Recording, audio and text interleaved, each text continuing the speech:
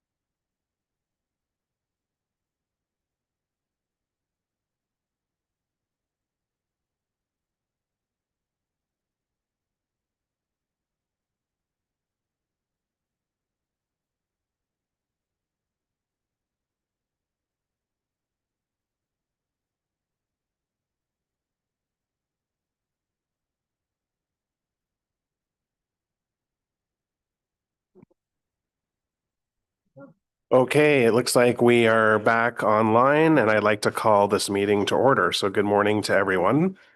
This is the 22nd meeting of the Emergency Preparedness and Protective Services Committee of this term of council. I do want to acknowledge that the City of Ottawa is located on unceded territory of the Algonquin and Anishinaabe First Nations people.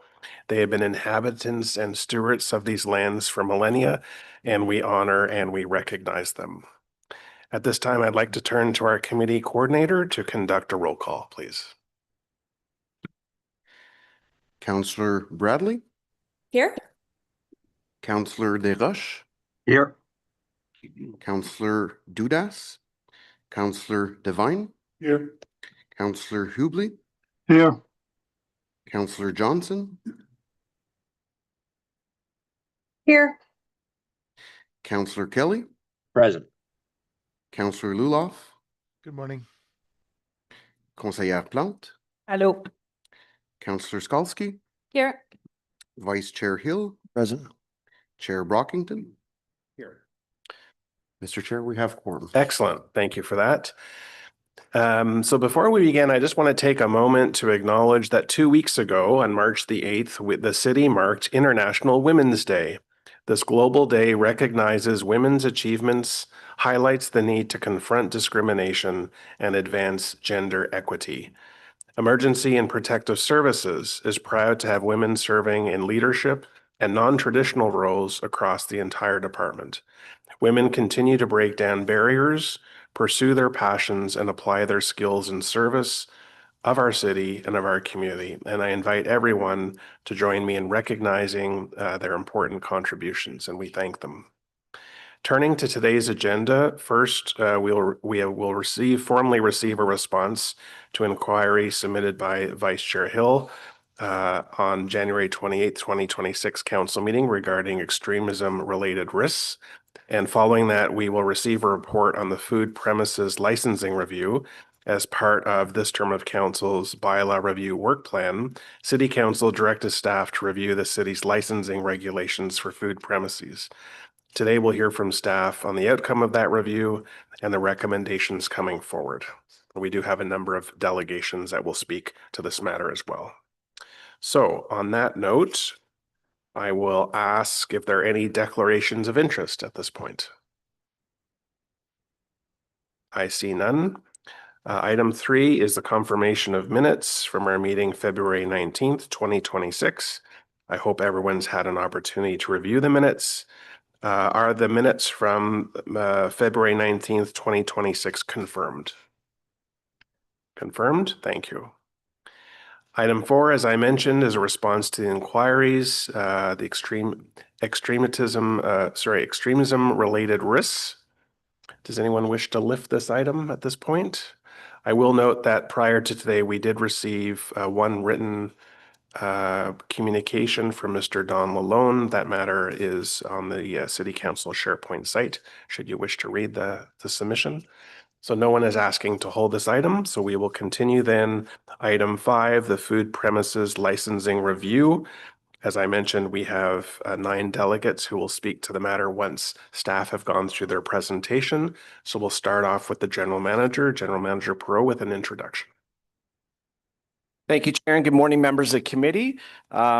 Today we have before you our food premises business license bylaw review. It was part of this term of council's bylaw review work plan. So as directed by council, we're bringing this item forward today.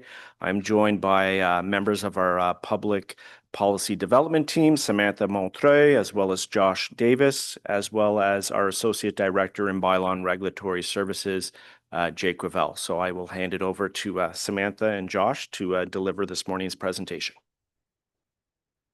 Thank you, Ryan. This morning's review is part of the approved bylaw review work plan for this term of council that has a broader focus of updating the business licensing bylaw. The broader review has been supported by a number of reviews specific to certain categories of businesses, such as hardscaping contractors, which came before this committee in October. Today's review focuses on food premises, also known as Schedule 7 of the licensing bylaw. During our review, we heard that the regulations in this schedule are largely working well, and our recommendations today largely seek to accommodate emerging business models in the industry and to reflect some legislative changes. I'd like to take a minute to thank Joshua Davis, who has been leading this review, and David Kurz and the rest of the team for their excellent work on this matter. And Joshua will take us through our recommendations. Next slide, please. Thank you. Thank you, Samantha. Food premises in Ottawa, such as eating establishments, bake shops, and butcher shops, are required to obtain a business license before operating. Licensing allows the city to maintain oversight of more than 3,000 food premises currently operating across Ottawa. It provides clear, consistent framework that applies to all food businesses. Some of the main reasons the city licenses food premises is to ensure compliance with a variety of important legislation, including provincial public health requirements under the Health Protection and Promotion Act, as well as municipal zoning bylaws and other essential elements like insurance. This review focuses specifically on modernizing Schedule 7 of the licensing bylaw, which deals with food premises. First, some key definitions were outdated and didn't reflect modern food business trends. For example, shared commercial kitchens, a growing business model, weren't clearly identified in the bylaw. We also examined home-based low-risk food businesses, which are increasing in prevalence in the city and are now permitted in residential areas through the new zoning bylaw. Finally, we looked at expanded activity food premises, businesses that offer food services along with live entertainment, which currently require both a food premise license as well as an amusement place license. Next slide, please. As a part of our consultation in this review, we reached out to all licensed food premises citywide through an online questionnaire that ran from July 28th to September 26, 2025. This generated over 200 responses from restaurants, cafes, cafeterias, bake shops, and shared commercial kitchens. Staff also circulated a What We Learned report, as well as a discussion paper on our proposed regulatory options to all licensees and registered interest holders. We also circulated our survey with several interest holder groups, including business improvement areas, Ottawa Tourism, Ottawa Board of Trade, the Ontario Restaurant, Hotel, and Motel Association, and we also consulted across city departments and branches to ensure the regulatory framework aligned with operational realities. About 10% of survey respondents were rural businesses, and they provided detailed feedback on the unique challenges they face, such as seasonal operations, lower customer volumes, and infrastructure constraints. Additionally, staff attended the Nightlife Economy Town Hall and consulted with the Office of the Nightlife Commissioner. Staff also consulted directly with some local shared commercial kitchens, and all of this feedback informed staff's report's recommendations. Donc, nous avons consulté tous les services d'alimentation titulaires d'un permis municipal à l'aide d'un questionnaire sur Internet actif du 28 juillet au 26 septembre 2025. Nous avons reçu plus de 200 réponses de restaurants, de cafés, de traiteurs et de boulangeries. Le personnel a également remis à tous les titulaires du permis un rapport intitulé « Ce que nous avons appris » et un document de travail sur nos propositions de règlement. Nous avons aussi distribué notre sondage à certaines parties intéressées, notamment aux zones d'amélioration commerciale, à Tourisme Ottawa et au regroupement des gens d'affaires de la capitale nationale. Nous avons également consulté les directions générales de la ville et les services municipaux pour nous assurer que le cadre réglementaire était aligné sur les réalités opérationnelles. Environ 10% des répondants du sondage étaient des entreprises rurales. Elles ont présenté dans le détail les difficultés uniques auxquelles elles font face, notamment la saisonnalité des activités, le volume de clientèle plus faible et les contraintes sur le plan des infrastructures. En plus, le personnel a participé à la réunion publique sur la vie nocturne et a consulté le bureau du commissaire à la vie nocturne. Le personnel a également consulté directement certaines cuisines commerciales communes locales. Tous les commentaires recueillis ont étayé directement nos recommandations aujourd'hui. Prochaine diapositive, s'il vous plaît. Through the comprehensive consultation process, staff identified some key issues. One of these issues we identified was the current definitions and licensing bylaw haven't kept pace with how food businesses now operate. Newer business models, particularly shared commercial kitchens, often called ghost kitchens, aren't clearly defined in the bylaw. This has created some confusion for operators and the third-party users renting kitchen space. Another key issue relates to food premises that offer live entertainment or operate later into the evening. Currently, these establishments are required to obtain both a food premise license and an amusement place license in order to operate, and staff heard in consultation that licensees felt this was not efficient. Additionally, noise complaints at food premises continue to be one of the most frequent types of service requests they receive. Between 2022 and 2024, the city received an average of 862 noise complaints per year, specifically tied to food premises. And in addition to noise, these establishments can at times experience challenges with patrons lining up outside or lingering on sidewalks, which can create safety concerns or impact surrounding communities. The current bylaw doesn't provide specific tools to address these issues proactively, especially in areas with a growing nightlife presence. We also reviewed issues related to home-based low-risk food businesses, as recent provincial changes now allow individuals to prepare certain low-risk foods at home for sale, provided they provide public health requirements. The city's new zoning bylaw permits these businesses in residential areas as long as they're only producing low-risk foods. However, the licensing bylaw has not been updated to reflect these changes, which has created a gap. Next slide, please. Staff recommend several updates to several definitions in the licensing bylaw as part of this bylaw review. Staff propose updating the definition of a food premise and removing the term eating establishment and replacing it with restaurant to be more clear overall. Additionally, staff propose a requirement for shared commercial kitchens to maintain an up-to-date log of all clients using their facility, as well as ensuring clients carry a minimum of $2 million commercial general liability insurance. In response to concerns raised by shared commercial kitchens, staff are also proposing a new offense for misrepresentation of where food is prepared. We're also recommending the creation of a new license category called expanded activity food premise. This applies to food premises that offer entertainment, such as live music, dancing, trivia, or other activities beyond standard food service. Right now, these businesses require both a food premise license and an amusement place license, and this new category consolidates these requirements into a single license, which reduces administrative burden while still ensuring the city has the regulatory tools needed to address noise and manage patrons.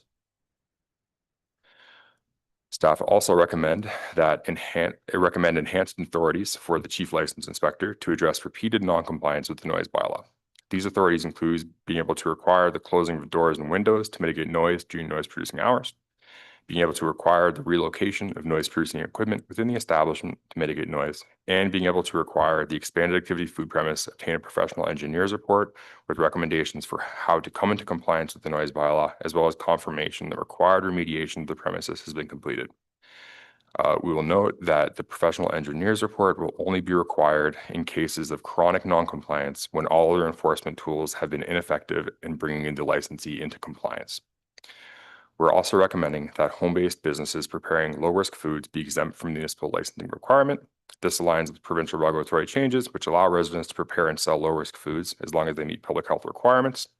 It also aligns with the city's new zoning bylaw, which permits these businesses in residential areas, provided they only produce low-risk foods. Exempting these operators supports small-scale entrepreneurship, particularly home-based bakers and similar startups, while still ensuring food safety because these businesses remain subject to provincial health oversight. Another important component of this review is the proposed increase in commercial general liability insurance from 1 million to 2 million. This reflects what we heard is already occurring in the sector, as over 71% of respondents to the survey indicated they already carried between $2 and $5 million commercial general liability insurance. Le personnel recommande l'ajout d'exigences pour les cuisines commerciales communes dans la tenue d'un registre à jour des clients et d'exiger que tous leurs clients contractent une assurance responsabilité commerciale générale d'au moins 2 millions de dollars. On propose aussi une nouvelle infraction pour fausse déclaration concernant l'endroit où les aliments sont produits. Ces mesures auront pour effet d'améliorer la transparence, d'appuyer les enquêtes de santé publique aux besoins et d'assurer l'équité entre exploitants. Nous recommandons aussi la création d'une nouvelle catégorie de permis appelée « Services d'alimentation à activité élargie ». Cette catégorie s'applique aux services d'alimentation qui offrent du divertissement, comme de la musique en direct, de la danse, des soirées de jeux questionnaires ou d'autres activités que celles des services d'alimentation à proprement parler. Pour le moment, ces établissements doivent habituellement détenir un permis de service d'alimentation et un permis de salle de divertissement. La nouvelle catégorie fusionne ces activités en un seul permis, réduisant le fardeau administratif tout en fournissant à la Ville les outils réglementaires requis pour remédier à des problèmes de bruit et pour gérer les clients à l'extérieur des établissements. Le personnel recommande également le renforcement des pouvoirs de l'inspecteur des permis dans des cas répétés de non-conformité au règlement sur le bruit. Ces pouvoirs accrus comprennent ceux de pouvoir exiger la fermeture des portes et des fenêtres pour contenir le bruit aux heures les plus bruyantes, de pouvoir exiger le déplacement des équipements qui produisent du bruit dans l'établissement afin d'atténuer le son, de pouvoir exiger un service alimentaire qu'il obtienne un rapport d'ingénieur agréé, recommandant des façons de se conformer au règlement sur le bruit et de pouvoir exiger une preuve comme quoi les mesures correctives ont été apportées. Le personnel note qu'un rapport d'ingénieur agréé ne sera exigé qu'après des cas répétés de non-conformité et lorsqu'aucune autre mesure n'incite l'établissement à respecter le règlement. Nous recommandons aussi que les entreprises de produits alimentaires à domicile présentant un faible risque soient exemptées de l'obligation de détenir un permis municipal. Cette mesure correspond aux changements réglementaires apportés par la province qui permettent aux résidents de préparer des produits alimentaires à faible risque à domicile pourvu qu'ils respectent les normes de santé publique du règlement sur les services d'alimentation de l'Ontario. Et s'inscrit aussi dans le nouveau règlement sur le zonage de la Ville qui autorise dorénavant la présence de ces entreprises en zone résidentielle pourvu qu'elles produisent uniquement des aliments à faible risque. L'exemption de ces entreprises favorise l'entrepreneuriat à petite échelle, notamment les boulangeries-pâtisseries maison et les jeunes pousses similaires, tout en assurant la sécurité alimentaire. Car ces entreprises continuent de faire l'objet d'une surveillance par les services de santé publique provinciaux. La proposition de faire passer l'actuelle couverture d'assurance responsabilité commerciale générale, 2 millions de dollars, comme c'est généralement le cas, à 2 millions de dollars au minimum, ajoute une couche de protection pour l'exploitant d'une part, mais aussi pour les clients, pour les détaillants et ultimement pour le grand public. Cette hausse reflète les pratiques de l'industrie, car plus de 71% des répondants du sondage ont indiqué avoir déjà une assurance responsabilité commerciale générale de 2 à 5 millions de dollars. Prochaine diapositive, s'il vous plaît. One of the first steps in implementation is extending the expiry date for all currently issued food premises and amusement place licenses. So instead of expiring on March 31st, 2026, these licenses would now be valid until May 31st, 2026. This 2-month extension gives both the city and licensees the time needed to transition smoothly to the new framework. We're also recommending a new annual fee of $448 for the expanded activity food premise license class. This reflects the combined scope of what used to require 2 licenses for food premises and amusement place and continues the city's established cost recovery model. And finally, to ensure a smooth rollout, staff and bylaw regulatory services will develop clear and accessible communications for both licensees and the public. And importantly, all these recommendations can be implemented using existing resources within bylaw regulatory services. There's no request for new funding or staff.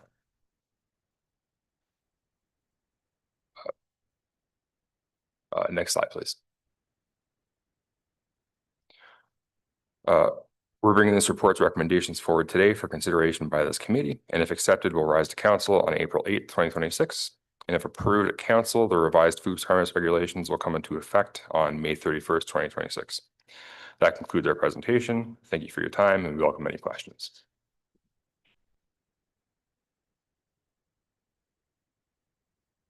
Thank you very much for the presentation, and thank you for staff for addressing another item on our work plan. It's good to see progress from an ambitious work plan that we developed earlier this term of council, and appreciate that it's here before us today at committee. So colleagues, there are 9 delegations we'll hear at this time. I will also flag that we've received 1 written submission from the Hintonburg Community Association that has been added to the SharePoint site if you wish to review that email submission. But at this time, I would like to invite delegates to come forward. All delegates will have up to 5 minutes for their presentation. At the 1-minute mark, I will simply say 1 minute. And if you're still speaking at the end of 5 minutes, I will have to intervene to conclude your 5 minutes. For those who are present in person, we'll just ask you to come up and sit at the table here at the end, and there's a microphone before you. You could just press the button at the bottom of the microphone. So we just take people in the order that they registered. First is Laurier Trevor Deutsch. Good morning, sir.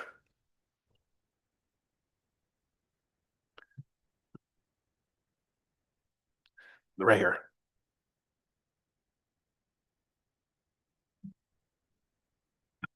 When you're ready, you have 5 minutes. Okay.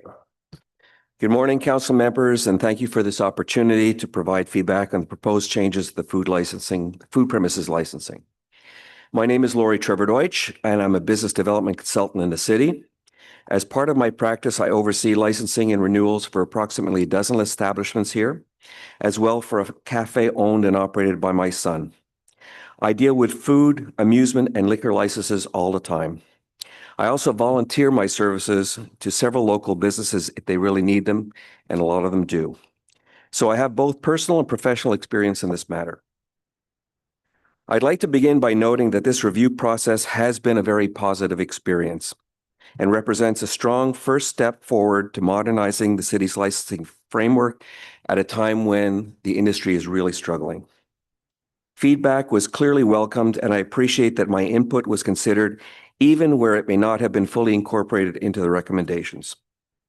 That said, I do have a few suggested refinements that I believe are important and would be well received by the industry. First, and most importantly, there is a need to clearly define what constitutes an amusement license and which businesses are required to obtain one.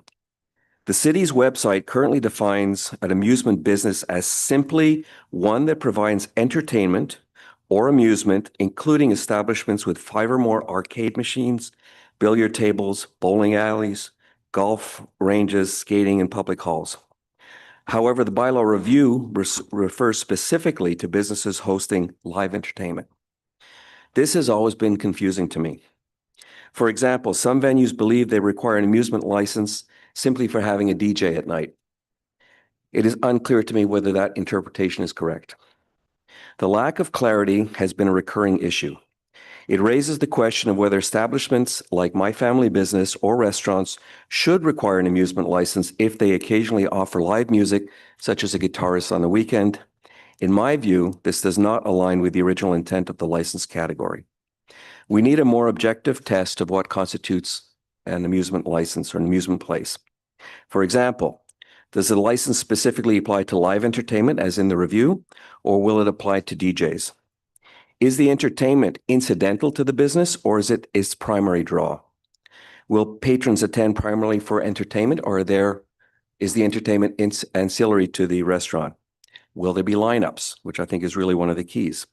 In other words, does the activity really require distinct regulatory oversight above and beyond that of a food establishment? In short, the definition of amusement should be modernized and clarified. The current framework seems to have been designed many years ago and primarily for arcades and similar venues. In fact, the first time I applied for an amusement license, my client was required to obtain a police records check for the vulnerable sector, which the police department refused to give because there were no youth involved. So it should not unintentionally capture restaurants whose primary business is food, but who offer incidental entertainment to enhance the customer experience. With respect to simply combining food and amusement licenses, while this is helpful, I don't think it's going to significantly decrease the administrative burden on licensees, and it certainly doesn't help us on the financial side since you're just combining the license fee. In fact, while I applaud this, the real beneficiary will be the city itself, as it will significantly decrease the costs associated with the issuance and administration of the license. So if you're going to do this, why not give us some of that advantage? Second, with respect to recommendations regarding home kitchens, I strongly support the direction being taken. However, while the food itself that's being referred to is low risk, the preparation environment may not be. As such, 1 minute. Okay. As such, I would recommend requiring home kitchen operators to obtain a simple food handler certificate. It's $25, a couple of hours work, and I think will really enhance safety. Finally, I note that the license review references the desire for online renewal of business licenses, but does not go into further detail. This should be a top priority. At present, license renewals require either mailing a check to the city, which a lot of businesses don't operate checks, including my own, or spending a lot of time at the licensing office to pay for this renewal. This is inefficient and outdated, and by comparison, the licenses I renew in Toronto take 2 minutes and I do them online on my phone. Thank you again for this opportunity, and I'm welcome to questions.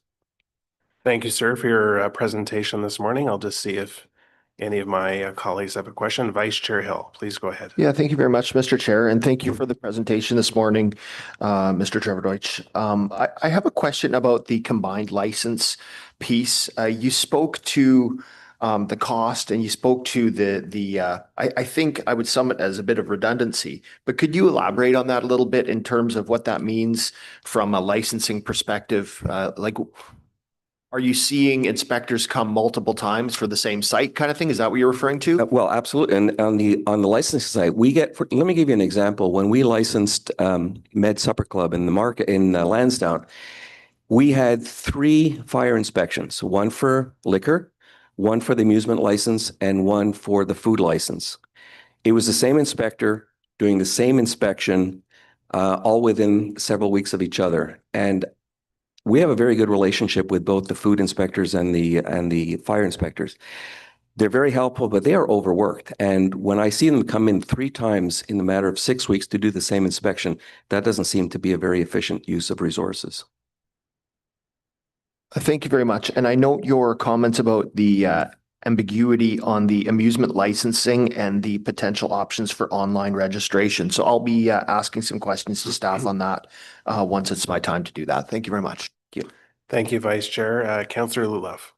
I fully understand what you're saying about this ambiguity when it comes to the amusement license.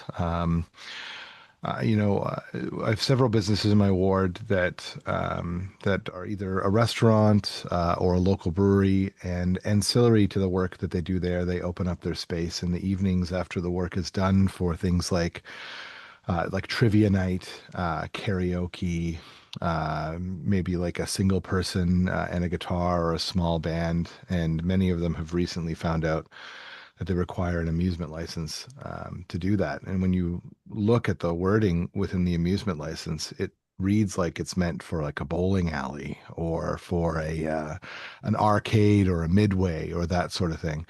The work that's been done on this policy Do you think that that makes things clearer, or do these issues still exist? I think it does not clarify because we're still talking about the term entertainment and what defines entertainment. My point is that the bylaw should be based on what the regulatory enforcement needs to be. As I said, if I put a guitarist in my establishment in the evening, it does not require the city to have additional regulatory enforcement. If I'm going to have a lineup in front of the door, it does. So, you know, it's like an AGCO license. You get a basic AGCO license. There are different subcategories that go on with it. For example, you can have a caterer's endorsement. You can have offsite. So in the end, I appreciate that the city needs to deal with the bylaw aspects, but if there are no bylaw aspects, then it should simply be part of the food premises. It should be part of being a food premises. We're not an entertainment venue, and there is no real definition of what entertainment is. If we have canned music, is that entertainment? I don't know. Like a venue that fits, 50 people or something like that, and it's a ticketed event, because obviously you can't say can't have 100 people in a venue that only holds 50 people. The event sells out. There's no queuing. You just walk in. There shouldn't be a requirement for further licensing, is what you're saying. That's our position. Yeah. Yeah, and I think that makes common sense. All right, thank you very much. Really appreciate your insight. Thank you. Thank you, Councillor, and thank you, sir, for your delegation today. Much Thank you so much. appreciated. Mélanie Brûlé.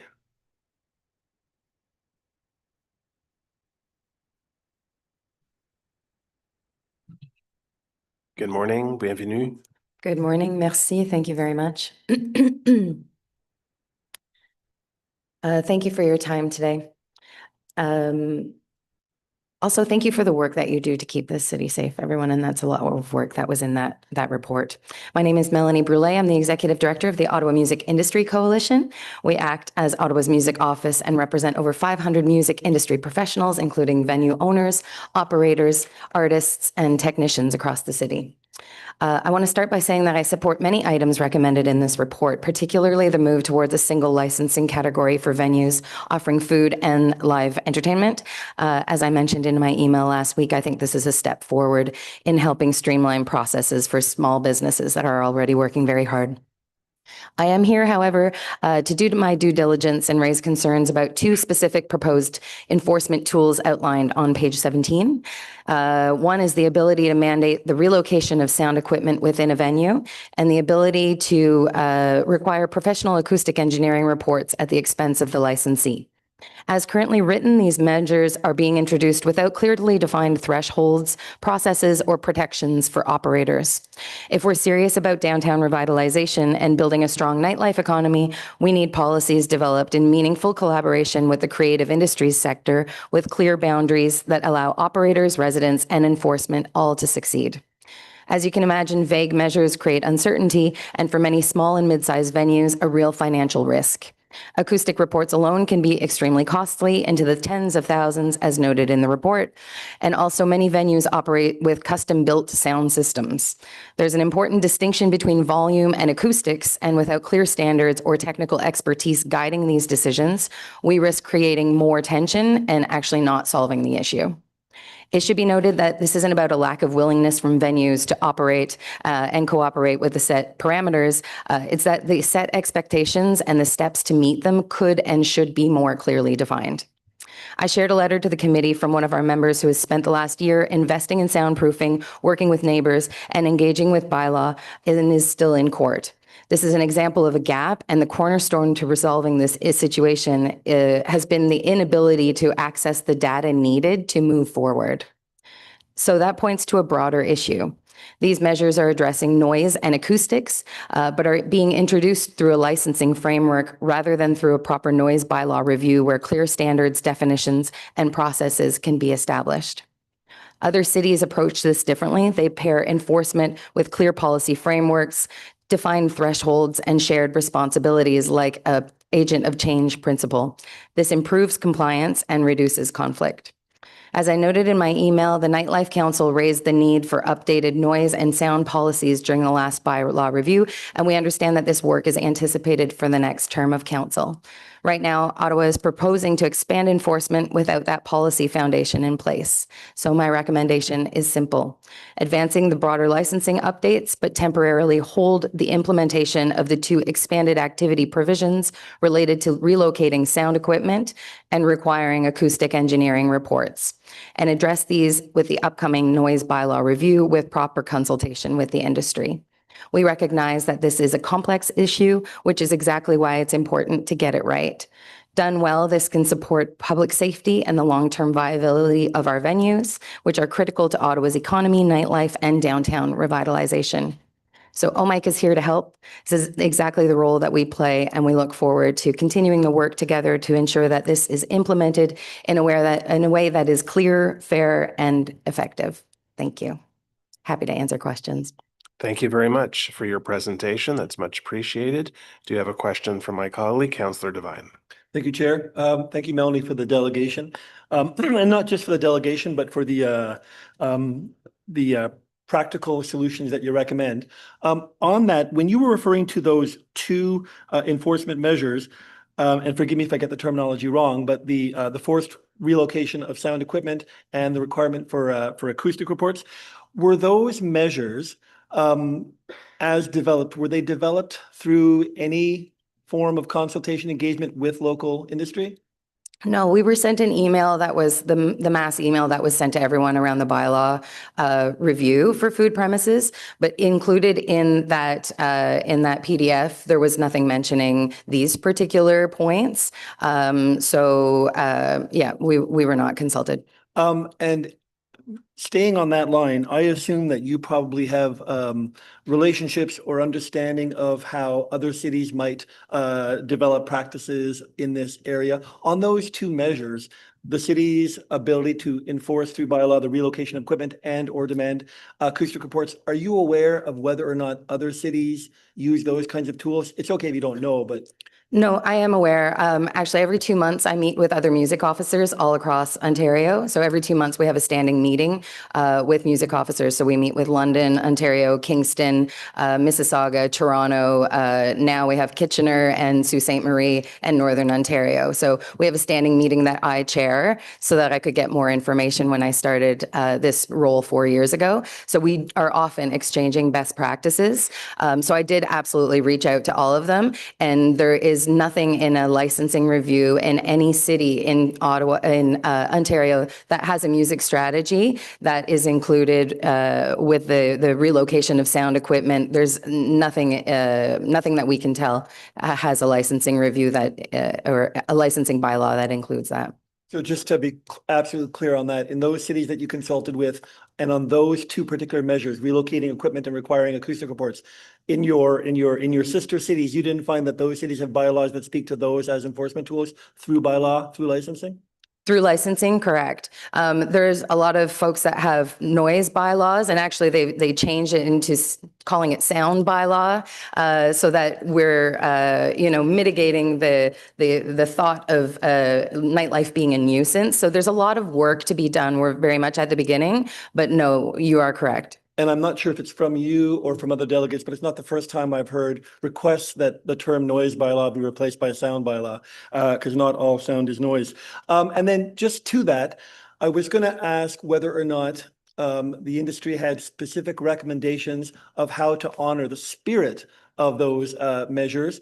But it sounds like very clearly you're proposing that those 2 measures be held until it goes through the noise and or sound bylaw. But if the spirit of that bylaw pertaining to the relocation of equipment and requiring sound acoustic reports, did your industry come up with alternative ways of achieving the same end without having to be as disruptive and or as costly as that? I think Ottawa is really at the beginning of looking at creative industries and looking at, nightlife. And so there's a lot of work to be done within the culture of all of this stuff. So I think, passing it through a very quick licensing review as opposed to really looking deeply at where it is we want to go. I think that's kind of maybe the spirit of what's happening here. And we're all about making that happen and putting the right people in the room so that there is expertise guiding this stuff so we can get it right. Great. Thank you very much. Thank you, Chair. Thank you. Thank you, Councillor. I don't see any other questions. Thank you for your delegation. Thank you. Thank you. Following, we now have Aaron Benjamin. Good morning to you as well. Morning.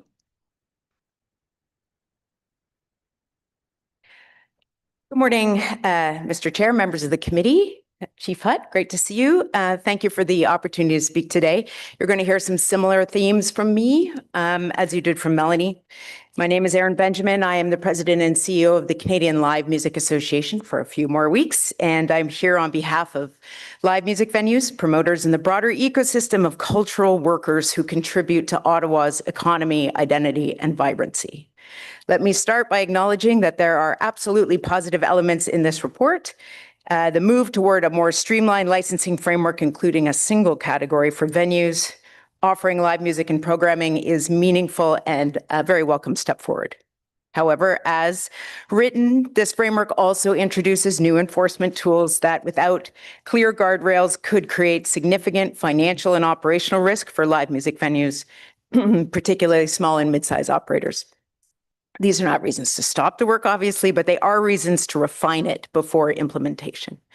The core issue is that the report expands enforcement authority without clearly defining the thresholds, processes, or protections for operators. For example, the proposed authority for the chief license inspector to impose mitigation measures such as relocating sound equipment or requiring professional acoustic engineering reports, which we've heard can carry costs ranging from $3,000 upwards to tens of thousands of dollars. For many venues, obviously not a manageable expense.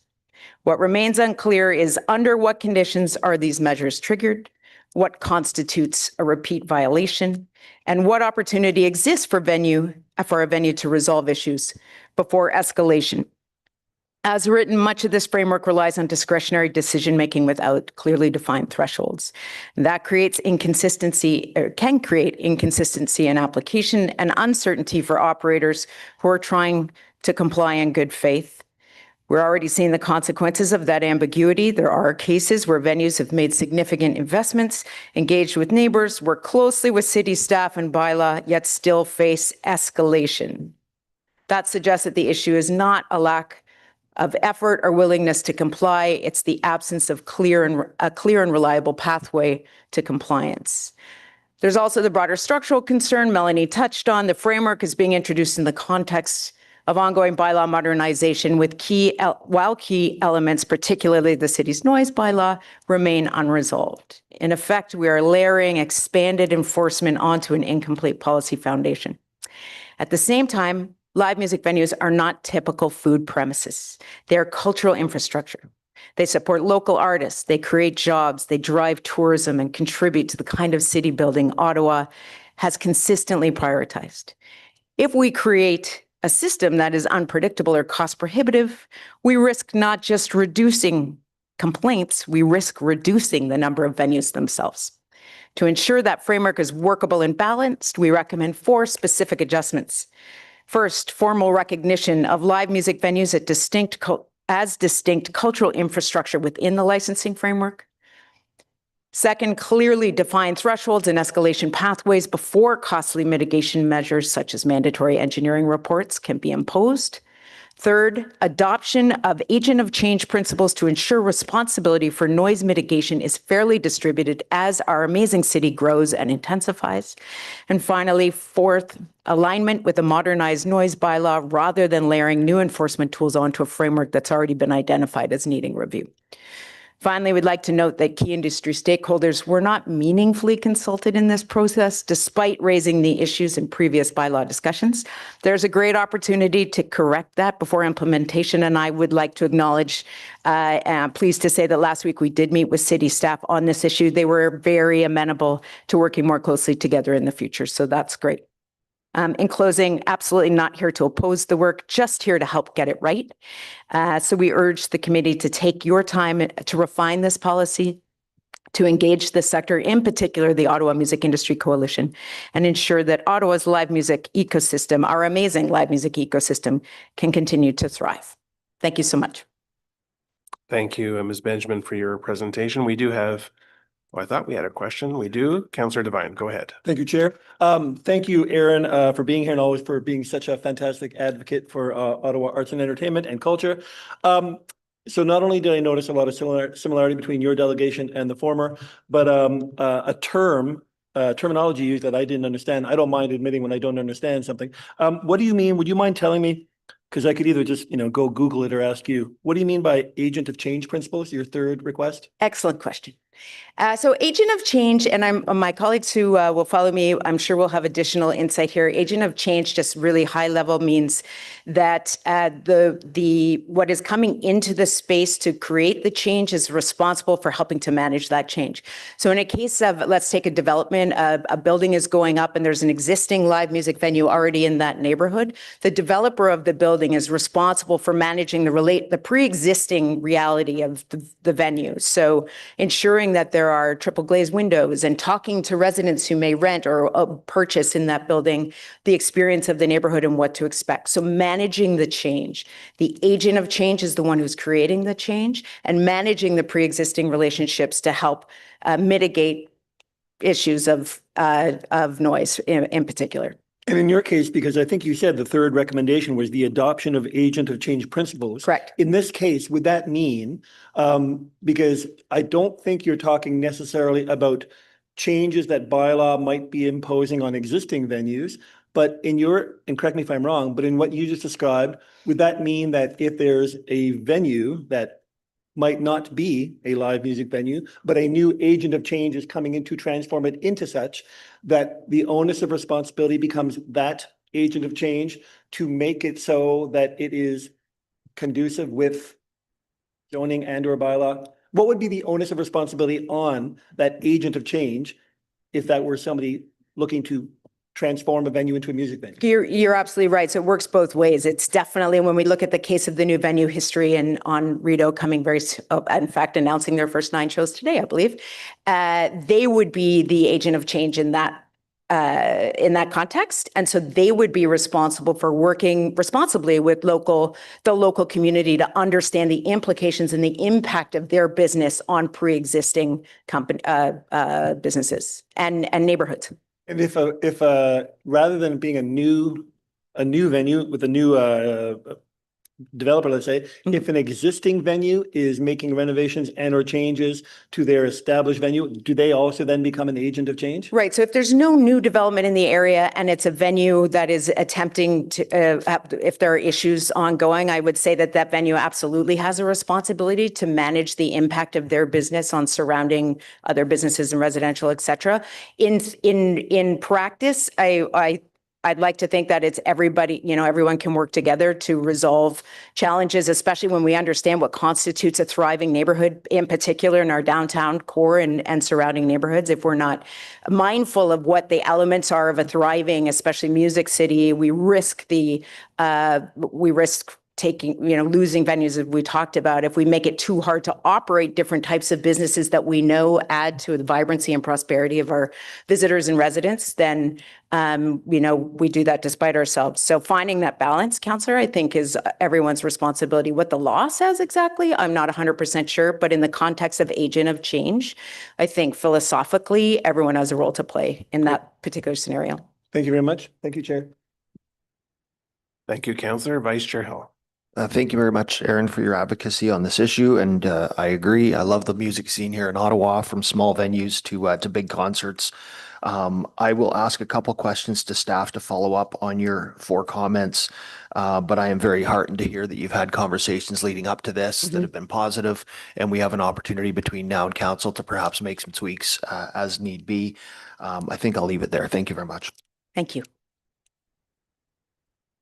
Thank you very much. Thank you for your delegation this morning. We appreciate it. Thank you. Next, we have Geneviève Bertournet.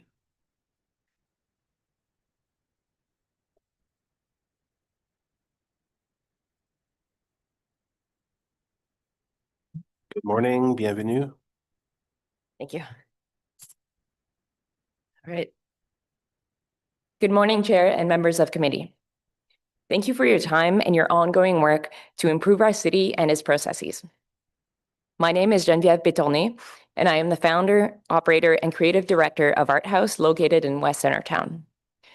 Art House is a licensed cafe, art gallery, and event space, and since opening over 9 years ago, we have featured hundreds of local visual artists, musicians, DJs, and performers of all kinds, and have hosted countless community gatherings.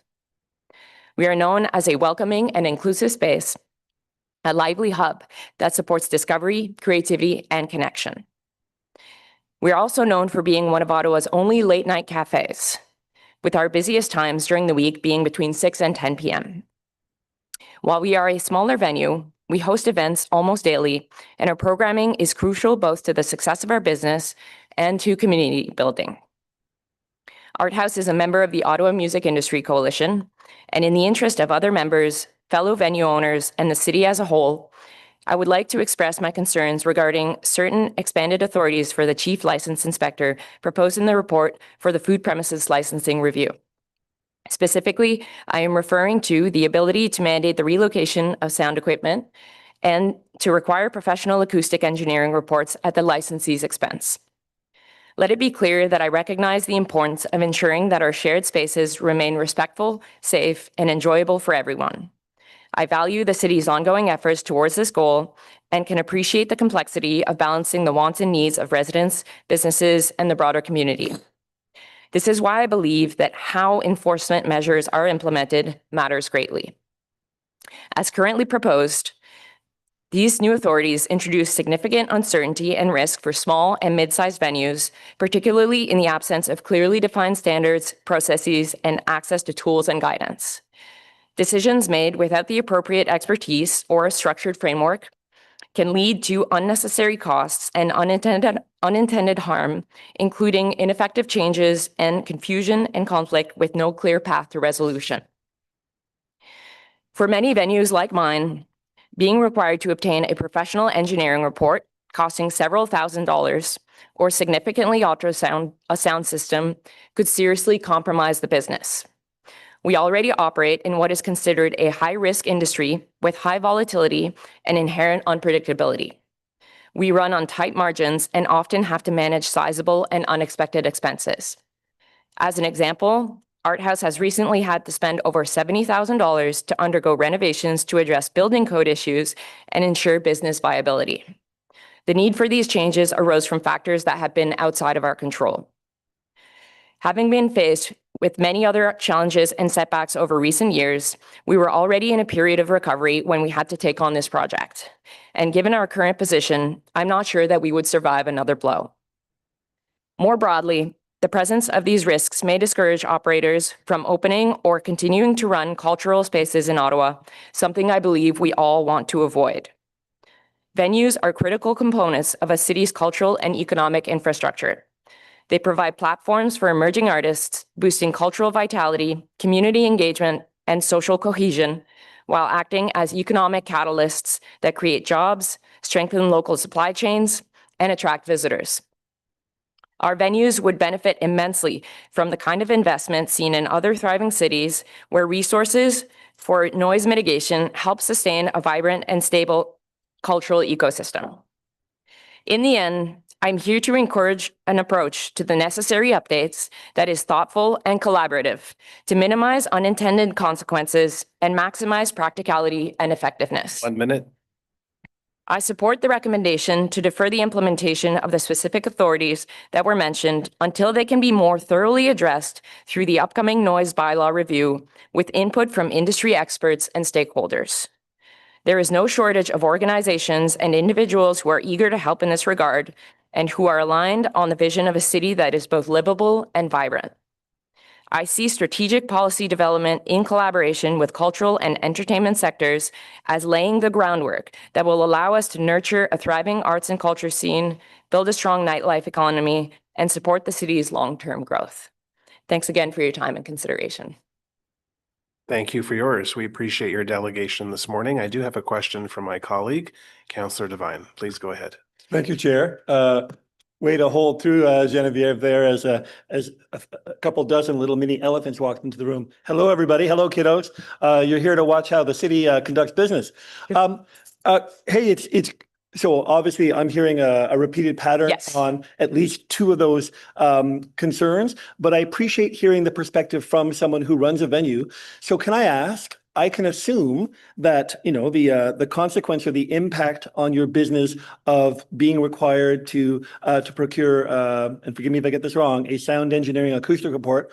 I can assume that the consequence on you is a financial one, I believe you said several thousands of dollars. Yes, that's what was stated in the. Can you help? report. And if I correct me if I'm wrong, would the passing of this bylaw as recommended mean that it's mandatory? You must therefore go out and seek such a report for your venue?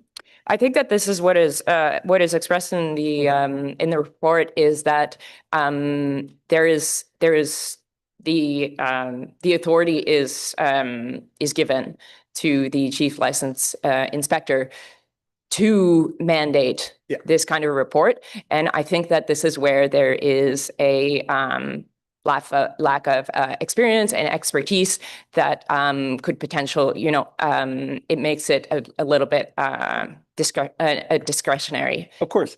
And on the other item, the ability or the power to have a venue relocate its sound equipment. Can you help me paint a picture of what that concern might mean in practical terms for someone who runs a venue? Does it mean that because I heard somebody make reference to there is a venue that recently spent a lot of money on custom installed, custom made equipment. Is the concern from a venue that bylaw can come in and say those got to go there, or is it that you can't have that equipment? Can you paint a picture of what the implication of such a recommendation would be on a venue? Well, again, like I think that it's a bit unclear what the bylaw inspector would be able to mandate. Is just like the type of relocation or rearrangement. I think that the impact would vary depending on the venue and the type of equipment in use and location, right? Whether it's installed in the wall, whether, it's easily movable. And so I think that the key issue here is the ambiguity and, yeah. So it's not necessarily the devil you know, but the devil you don't know. Yeah. Okay. All right. Thank you very much. Thank you, Chair. Thank you, Councillor. Before I go to Vice Chair Hill, I just want to recognize our guests who are here today from Saint Jean Paul II School. Welcome. This is the Emergency Preparedness and Protective Services Committee. We are a standing committee of Ottawa City Council, and we oversee the Ottawa Fire Services, the Ottawa Paramedic Service, Ottawa Bylaw and Regulatory Service, and Emergency Preparedness. And today we're talking about potential changes to food establishment premises, so places that serve and or sell and or prepare food. So maybe not the most exciting issue for everyone in our great city, but it's important to keep the public safe and healthy at all times when we buy food or consume food. So that's what we're discussing here today. So you're welcome to stay as long as you want, but we ask that all of our guests today remain respectful and quiet while the committee conducts its business. So you're always welcome here at City Hall, your City Hall. Vice Chair Hill, over to you. Thank you very much, Mr. Chair. Thank you, Jean, for the presentation. Assuming that you're able to get all of the permits that you need in due course in order to operate the art house in the way that you would wish, could you describe for me some of the programming that you would run for students that are in the grade 5 range? Oh my God. Well, I mean, we are an all ages venue, and so a lot of our events, including live music and game nights. We have board game nights featuring DJs would be open and very happy to welcome many students that are sitting here today. Thank you very much. I think it's important to note that the business we do here impacts everybody positively. So thank you, Geneviève. Thank you, Vice Chair. Conseiller Plante. Oui, merci. Je voulais juste savoir, c'était quoi la situation où vous avez dépensé 70 000 $? C'était quoi, comme j'ai pas trop compris, là, c'était quoi les rénovations que vous avez dû faire? OK, donc c'était relié à, au building code. OK. Donc, if I may continue in English. Of course, yeah, Okay. go ahead. Yeah. There was, let's call it an oversight at the time of the renovations before we started our business in terms of building code and occupancy classification. And in order for us to have the capacity numbers that would make the business viable, we were not the correct occupancy classification. And we had to change this occupancy classification, which meant that we had to make some changes to the building related to washrooms,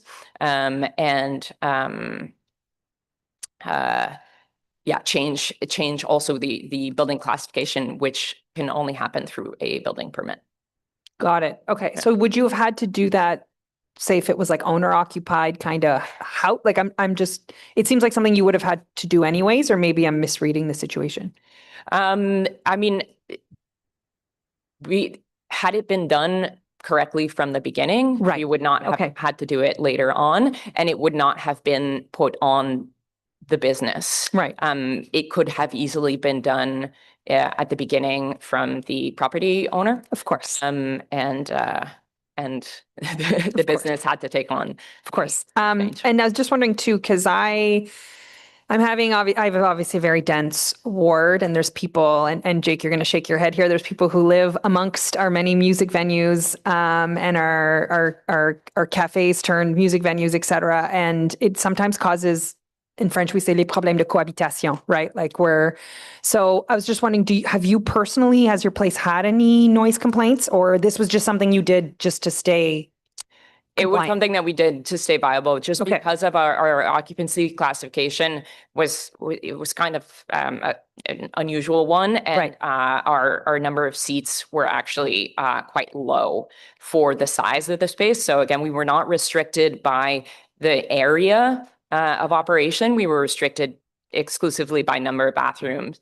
and increasing the number of bathrooms would actually the area that we had indoors would allow for double the amount of patrons comfortably. Okay. And I guess my final question is, do you or any of your staff live near the venue?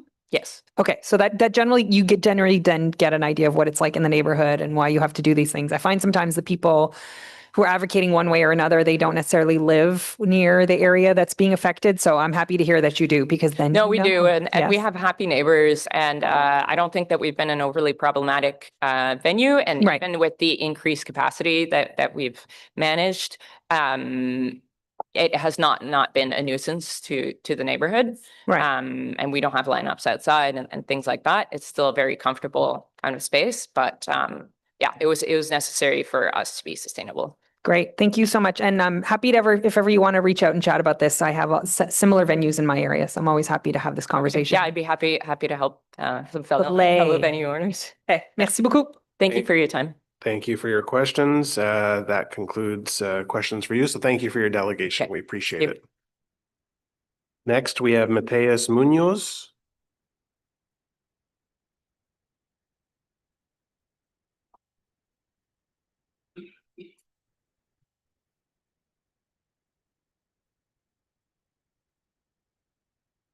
Good morning to you. Good morning. Up to 5 minutes. Go ahead, sir. Sure. Good morning, Chair and members of the committee. My name is Matias Munoz. I'm a longtime member of the music community here in Ottawa and the owner of Phono, a new event space located in the heart of Centertown, Ottawa on Bronson. I'm here to address some similar concerns with the new enforcement tools related to this review.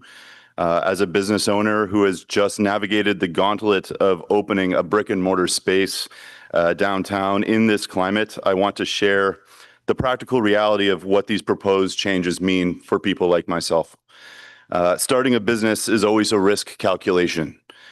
Between record high rents, thin margins, and the hundreds of thousands of dollars often required, as in my case, to retrofit a music venue or an event space, the hurdles are already immense. By introducing enforcement tools like mandated equipment relocation or mandatory acoustic reports that can cost as stated, thousands of dollars. This fundamentally changes the risk calculation. When a prospective owner looks at Ottawa versus another city to start a business, they aren't just looking at the market. They're looking for stability. These measures create a compliance moving target, as I see it. If the rules of the game can change overnight, requiring us to tear out custom-built infrastructure at our own expense, many entrepreneurs will simply choose to invest elsewhere. Or, worst of all, not invest in an event space or music venue at all. This isn't just a business risk. For many of us, it's a threat to our personal financial survival. We don't open these music venues for the money. That's difficult enough to achieve. We do it because these spaces are sacred to the cultural fabric of our city. We are passionate about the arts. We want to make Ottawa a more vibrant and desirable destination for residents, for students, and for tourists. We want to help build the nightlife economy that the city has prioritized. We want to be compliant, but we cannot do that effectively if the threat of catastrophic expenses is hanging over our heads without a transparent and data-driven process to resolve these conflicts. I spent years in the Ottawa music community. I have seen the potential firsthand of the people in the city. And without grassroots arts venues, it becomes much more difficult for the arts community to thrive. I use the word catastrophic. I mean it literally. The most small music venues operate on razor-thin margins. An unbudgeted $20,000 engineering report or mandate to move a hardwired sound system is an immediate insolvency event. We are talking about padlocks on doors and empty storefronts downtown, and I'm not being alarmist here. This is just the reality. If we lose spaces due to vague policy, they don't just relocate, they vanish completely, and the local economy suffers. So to be specific about the impact on my business, as I see it, relocating the equipment, as Geneviève stated as well, it's not like moving furniture. It involves electrical rewiring, oftentimes structural changes to the building, and potentially moving the sound issue from one neighbor's wall who's complaining to another's, and it can cause a cascading effect down that road. Acoustic reports, again, as stated, can cost tens of thousands of dollars. For a small venue, this is a hidden tax that can bankrupt us before we've even had a chance to achieve compliance. 1 minute. We want to be your partners. We want to be good neighbors. And we want to be able to be at the table to helping you find solutions that actually work. My recommendation, building upon previous recommendations of delegates, is one, to advance the broader positive licensing updates that streamline processes for small businesses. This is great progress. Two, to temporarily hold the implementation of the 2 expanded activity provisions regarding equipment relocation and mandatory acoustic reports. And 3, address these items through a thorough and dedicated noise bylaw review in collaboration with the business community and Ottawa Music Industry Coalition and Nightlife Office. This allows for meaningful consultation that the industry has been asking for. Thank you very much, and happy to answer your questions. Thank you for your delegation. We do have a question from Vice Chair Hill. Go ahead. Yes, thank you very much, Matthias, for your delegation. And certainly I'm sympathetic to supporting our small businesses across the city and all of their domains. And I'm concerned when I hear terms like catastrophic. So certainly we'll be looking at some of the recommendations that you suggested. I just want to confirm that I understand what you're saying. Are you suggesting that the change concern you have is the change in policy to implement the content of this report? Is that the change? Or are you referring to the fact that by adopting this report, it will set the conditions for a long-term and sustained period of instability? That is correct. The latter of your point there. Really, having these tools become part of the way that we have to operate, it really throws us into a place where there's a lot of, one person down the street that has a very low tolerance for any noise whatsoever in the neighborhood can cause this catastrophic, like I said, series of cascading events where we may have to relocate sound equipment. We may have to pay for all this stuff. And to be honest, it's not clear to us how we're supposed to adequately face this. People like myself and Geneviève are trying to approach compliance in a way that is, from the get-go. I have, installed solid corridors. I've done everything I can to ensure containment of the sound in my venue, but I feel as though these measures that are being suggested here just cause a lot of uncertainty in terms of how the future would go for running my business. Okay, message received. Thank you very much. Thank you. There are no other questions. Thank you for your time. Thank you very much. Appreciate your delegation.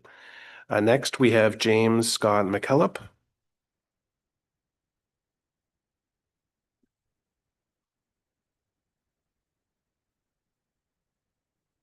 Good morning. You have up to 5 minutes as well. Good morning. Nano Food Tech experiment in the Ottawa Smart City. Are Ottawa restaurants and other permitted eateries aware? Slide 2. Everything I'm showing you here today is regarding the biodigital convergence, otherwise known as the Nano Bio Info Cogno experiment. Nano for nanotech, bio for biotech, info for IT, and cognitive for cognitive science. Slide 3. Nanotechnology products drive from nanotech have a wide range of applications in both the health and food sectors. Slide 4. Health products and food branch involved with nanotech. HPFB participates in the Health Portfolio Nanotech Working Group. Members include Health Canada, Public Health Agency of Canada, Canada Institutes of Health and Research, and Industry Canada. Slide 5. Health Canada participates in a number of international initiatives, such as the Working Party on Manufactured Nanomaterials of the OECD and Technical Committee 229 of the ISO, and collaborates with international counterparts. Slide 6. Meet Francois Collier, member of the IEC and ISO and the Standards Council of Canada. Francois is responsible for international standards of IoT, digital twins, and biodigital convergence. Slide 7. Biodigital convergence overlaps with smart farming. Slide 8. Relevant standards from ISO include Technical Committee 276 on biotech, TC 34 on molecular biomarkers, food and agriculture, and ISO Strategic Advisory Group on smart farming. Slide 9, meet Christelle van der Elst, Director General Policy Horizons Canada, and former head of strategic force at the World Economic Forum. Slide 10. Mr. McKillop, I'm just going to jump in just for 1 second. I've asked the committee coordinator to stop the clock just to reserve your time. We're here to discuss the food premises licensing review, the bylaw update. Yes, we are. And I have some recommendations for that. And this is all regarding the food that we're eating at these restaurants. Thank you. I want to make sure that your comments are related to the review and the bylaw change. They are related to everything restaurants owners are currently feeding Ottawa residents. Thank you. Okay, go ahead.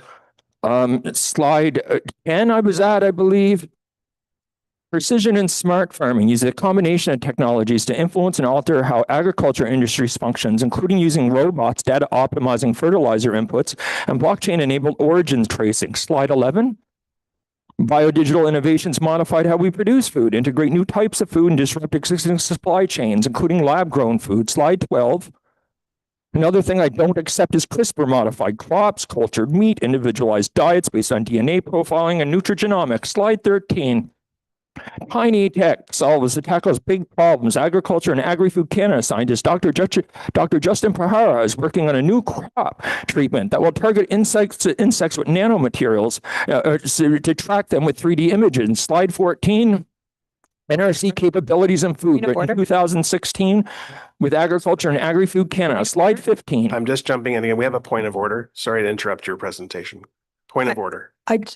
This is fascinating. I'm not denying that. I just don't understand what it has to do with the subject at hand. Well, if you let me finish, we would get to that. So I'm going to ask that you get to address the matter that's before the committee today.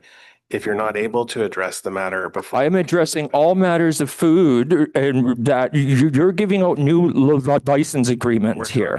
Okay, now, if I personally was serving nanotech food from my home, which I don't obviously need a license from reading your new license agreement, I would inform restaurant owner, I would inform the people eating my food that they're eating nanotech. Okay. Now, I realize you don't want to do that, I'll let but you your finish new your license answer. agreement should come with labeling You- for both the owner, restaurant owners, Can you and the touch- patrons eating there. First of all, don't interrupt me as the chair when I'm trying to discuss this matter with you, number one. Second, I don't believe you're addressing the issue before us today. But to save the committee time this morning, I'm going to let you finish. You've got 2 minutes left. Go ahead. Could we go right to actually slide 20? Smart solutions for food safety. Devices include molecular-based diagnostics, photonic sensors, and handheld devices, printable electronics, RFID sensors, smart polymer films, graphene nanomaterials, and nanomaterials for molecular sensing of food, all done for big data analytics. Slide 21.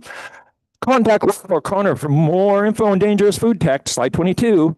Emerging Technologies Laboratory, research done here to design, develop, and test new tools that can detect bacteria and viruses, parasites, and food using lab on a chip. Slide 23. University of Alberta researchers improve 3D printability of plant protein. 3D food printing creates customized foods with specialized printers. Slide 24. This study was done by the Faculty of Agriculture and Life Environment Sciences. Slide 25. Funded by the Natural Sciences and Engineering Research Council of Canada, although 3D printing pea proteins with plasma is far from natural. Slide 26. In May 2022, the Ottawa Smart Farms launched by the City of Ottawa, Invest Ottawa. Slide 27. Gordon J. Wallace, farmer in residence at the Ottawa Smart Farm and owner of GPS Ontario. Slide 28. GPS Ontario uses data to gather, map, and monitor. They call it planting with precision. Slide 29. Meet Shabuik Unadegwe at U of O, where he works with food biochemistry and food nanotech. Slide 31. Slide 31. His research takes a chemical sciences approach in exploring food and health using emerging technologies, sustainable value-added processing, and alternative proteins. Slide 32. Everything I've shown you today is part of the bio-digital convergence. Do licensed restaurant owners in Ottawa even know this is happening? I've spoken to several. They don't. None of them had any idea this was going on. I recommend that all new licenses should come with labeling requirements where they both educate the owners and patrons of the tech they're currently being force-fed by the City of Ottawa. Thank you. Okay, I don't see any questions for your delegation today, so we will continue with our next delegate, Fareed Daher. Thank you. Good morning. My name is Fareed, and for more than a decade, I've operated several nightlife venues in Ottawa, including most recently 221 Rideau. So many of you know this building has been part of Ottawa's music landscape for decades, and most recently known as the location for Mavericks. About a year ago, almost exactly a year ago, we reopened it as Gridworks with the goal of reinvesting in it and operating it in a modern and responsible way. But shortly after opening, noise complaints began. From the beginning, we took those complaints very seriously. Acting on the advice of sound experts, we invested close to $100,000 in different phases into sound-related improvements. So insulation of select walls, ceilings, sound system re-engineering, including cardioid and noise-canceling configuration, and even extensive operational controls. Despite all this, complaints continued. We were really puzzled, professionally conducted volume measurements in front of the venue, in the back, on the roof, didn't reconcile with the frequency of the bylaw visits. So we consulted specialized acoustics engineers. Their position was that low frequency sound in dense urban environments like Rideau can behave unpredictably, and that resolving them requires precise data. Specifically, complaint locations and timing to assess, one, the contribution of mitigation measures so far and explore what to prioritize next. Otherwise, any further action is speculative. So that information, which had been requested for nearly a year now, And we've been waiting for close to 4 months to proceed with the acoustic study that we volunteered to do, was never asked of us so far. No information yet. So just for clarity, the information was requested through the legal disclosure process, which has led to multiple court adjournments, maybe a dozen so far, paying all the legal fees, multiple court adjournments, not due because of any delay or actions on our part, but because the disclosure that is due has not been provided. In parallel, the information was also requested through several friendly meetings with bylaw leadership who have been listening and expressed willingness to cooperate, but they haven't been able to provide any actionable data, likely due to privacy reasons of the complaints and maybe not to affect the matters that are before the courts. The only meaningful indication that we've been able to gather via our own channels and some industry partners is that recent complaints may be concentrated from one single unit on a high floor apartment in a building behind us. Without the data, we cannot confirm whether the issue is isolated to that unit or broader. And that distinction is extremely critical because it determines what type of response is appropriate at this point, and in an extreme scenario, whether there is a viable solution, if that's possible. So what this highlights is even when an operator is acting in good faith, at the moment, there may not be a path for a solution. At the same time, enforcement is continuing and escalating. A few months ago, we opened a second venue on the second floor of that building, previously known as DCUF. So a different corporation, different liquor license, and a different lease, which had been previously contracted. So shortly after opening, bylaw began finding this venue as well. So we're now facing potential non-renewal of our licenses for both of these venues, while the legal process remains stalled and unresolved. Our reputation's affected, energy's low, we're acting defensively instead of proactively, and we're not really creating entertainment at this stage. We're just lobbying for it to survive. So this raises a fundamental question. Are we creating a system right now that leads to resolution in scenarios like this? Consider also the resources. Each complaint, even if hypothetically is coming from the same resident, triggers a full response. Over the past year, we've had maybe 100 bylaw visits, and our only option is to fight them in court. So is this system producing meaningful outcomes? And this becomes especially relevant in the context of the measures that we're talking about today. More power, so mandating relocation of sound equipment, which experts would tell you would not affect low frequency sounds, and requiring professional acoustic reports for other venues. In principle, they're appropriate, but our experience shows that without a defined solution-driven process, there is a huge risk. So we need the data, and we need a collaboration for the city to collaborate with sound experts as well. So we're actively being asked to produce these reports, which cost, in our case, over $10,000 without the work that would be needed, but we don't have the data for them to lead to a solution. So the risk is responsible operators invest heavily, but don't have the means to resolve the issue. Most venues would have probably closed or given up. I really think this points to a broader policy gap, and I agree with most of the delegations today.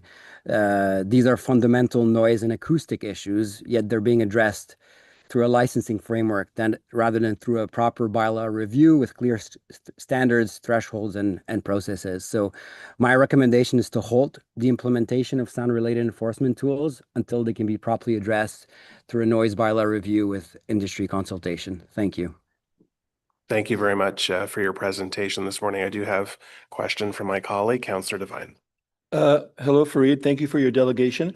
I think the questions I have with regards to what you raised, I'll probably have those questions more for staff than for yourself, but I'm just trying to get absolute clarity on the concern you're facing here. And I was speaking to some, of the other delegates who I think are aware of your situation and are aware of how your situation is perhaps an example of why these changes are being proposed.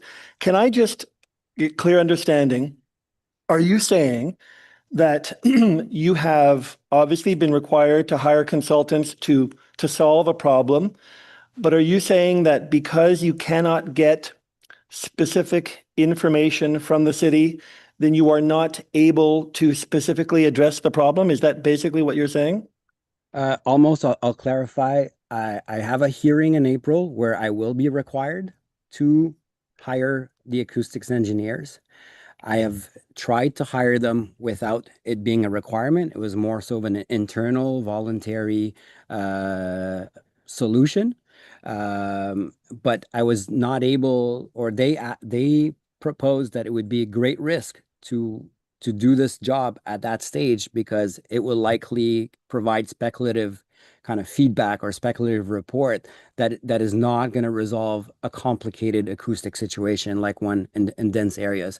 I want to say that when there is a real issue, a lot of times it's environmental and low frequency sounds. They can be amplified with distance. They can bounce off buildings. So moving speakers around or just paying to have a report without what is it that we're trying to resolve is not a solution. So can I ask you a hypothetical question? And by hypothetical, it's because I suspect you don't have the accurate information to pinpoint from where the problem is coming, but you've made allusions to if hypothetically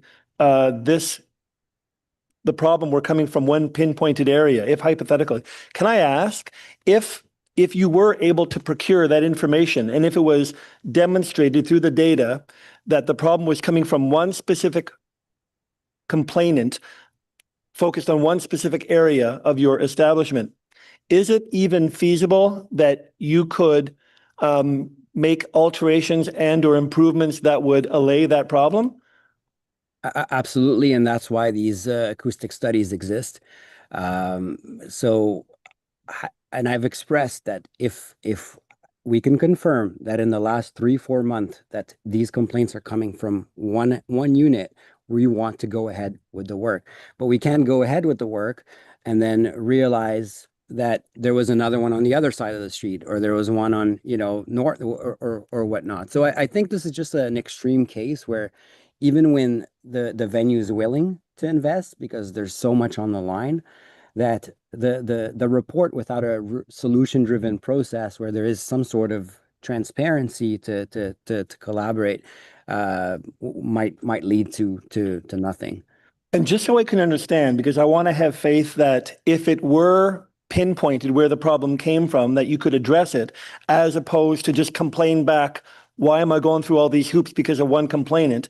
As briefly as possible, if I handed you a report that said all the problems are coming from this specific location, it's that corner of your bar that is the problem, as briefly as possible, what kind of solution could you put in place to amend that? Yeah, Mr. Devine, like the amount of white hair I grew this year from trying to resolve this issue, if somebody was to hand me this report, I would immediately perform the study. And with that study, I would immediately know that this is the solution, these are the phases of the solution, or I would immediately know that this is not a viable space for, whatever environment. We've even like jokingly but seriously mentioned that if it is one unit, we'd be happy to take on the rent for that unit and help a person relocate if they're willing, just so that we can buy time to resolve the issue. This is the extreme of a situation of a sound issue. All right. Thank you very much, Fareed. Thank you, Chair. No problem. Thank you. And Councillor Kelly, you have a question. Go ahead, please. Yeah, thank you very much. First of all, thank you for your delegation. It was extremely well spoken and detailed, and I found it impactful. It sounds like you've been through quite a rigmarole to try and deal with this. So when you have had conversations with the city or bylaw in regards to these issues, based on what I've heard you discuss, you've requested the locations where the complaints are coming from primarily, and they have refused to give you that information? They've often said, let us get back to you. And without coming back to us with the information. I think there's also, and this is part of why I'm recommending a thorough process, a complaint or numerous complaints a year ago are irrelevant for us today because of the amount of mitigation work done. So what we're asking is what's happening the last few 3, 4, 5 months. And I again, I mentioned it in the delegation. I think there's maybe a a hesitancy because of privacy and because they don't want to affect anything that's before the courts. But this thing has become so heavy that it's even difficult to provide adequate disclosure. Bylaws under extreme pressure. I know the counselor's office, the mayor's office is involved, the BIA is involved, the night mayor's office is in, everybody's feeling the pressure. So I honestly don't know where this will go. But yeah, like definitely My information my hasn't been. my assumption would be that there would be privacy and other legal reasons why they can't release specific information to you, but they have not expressed that specifically to you in any of their correspondence. Indirectly, I think the recommendation is always to get it through the courts, but the prosecution seems to be maybe overwhelmed or maybe not having adequate information at this stage. And I mentioned one thing in the delegation is I really think the city and bylaw should collaborate with industry experts to maybe get some consultation on how to resolve this faster, because what I'm seeing is maybe we're confirming that the venue is open when these complaints are happening, but we're not necessarily using data or science-based way to measure if they are genuine or not. At least I don't expect that for every sound complaint, but in a scenario like ours, this would be helpful. So Yeah. I think that gap has made it really difficult even through the courts for us to get the information that we need. And closing is not really an option because we're invested in this, and there's 100+ people that live off this, and this is one of the primary places for people to dance and experience live music in the Byward Market at the moment, or on Rideau. Okay, well, thank you very much. I'll certainly have some more questions for staff and follow up to some of the things that you've delegated on today. Thank you. Thanks, Thank Chair. you. Thank you, Councillor, and thank you for your delegation today, sir. We appreciate it. Thank you. Next, we have Kwende Kafance. Good morning, sir. You have up to 5 minutes. Just press the button there. There you go. Thanks. Good morning, Chair and committee members. My name is Kwende Kafense. I am a board member with the Ottawa Music Industry Coalition, as well as the Ottawa Film Office, and I work professionally across Ottawa's cultural sector as a producer, performer, and consultant. I should also mention that I'm also a former city staffer who produced and contributed to many committee reports myself, so I want to shout out the city staff to my right. I know I've been in that chair. I know what that's about. I'm here both as a partner to the city's broader cultural and economic development work, and as somebody who's directly impacted by how these policies play out on the ground, both because I'm a performer, I'm a bit downstream from the owners of the venues, but I'm somebody who is contracted to perform in these venues, and also I work as a consultant with many venues in different capacities. I want to begin by recognizing that there are positive elements in the report, particularly the single licensing category for music and cultural programming, and I think that that's important, but I do believe that there is some fragmentation, and that's broadly what I want to talk about, is that, we are introducing policies without some of the complementary policy frameworks needed to ensure that they're applied consistently, transparently, and proportionally. And, not only that we have, and this has been mentioned before, like, the challenge of the discretionary application without some of the clearly identified thresholds or escalation pathways, and just the increased risk of uncertainty and potential cost. As has been mentioned, I think we're looking for similar things, myself and some of the other delegates, in terms of, having more clear definition about what constitutes a repeated violation, like a number of times, or having sort of a little bit more quantitative clarity around that, standardized thresholds as it relates to how these measures are measured and triggered, having a more clear escalation framework and having a more defined pathway for remediation before costs are imposed. So understanding like where that line is for business owners. And I think that all of that will improve it will improve predictability and compliance across the sector.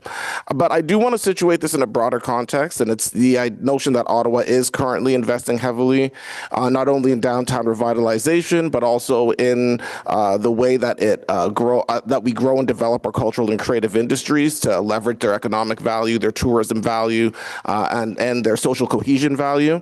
There's been a lot of talk about downtown, but this isn't just limited to downtown. This is happening across the city. I know Councillor Luloff mentioned that these things are happening at his ward in the east. I've certainly played out there and been engaged with venues out there.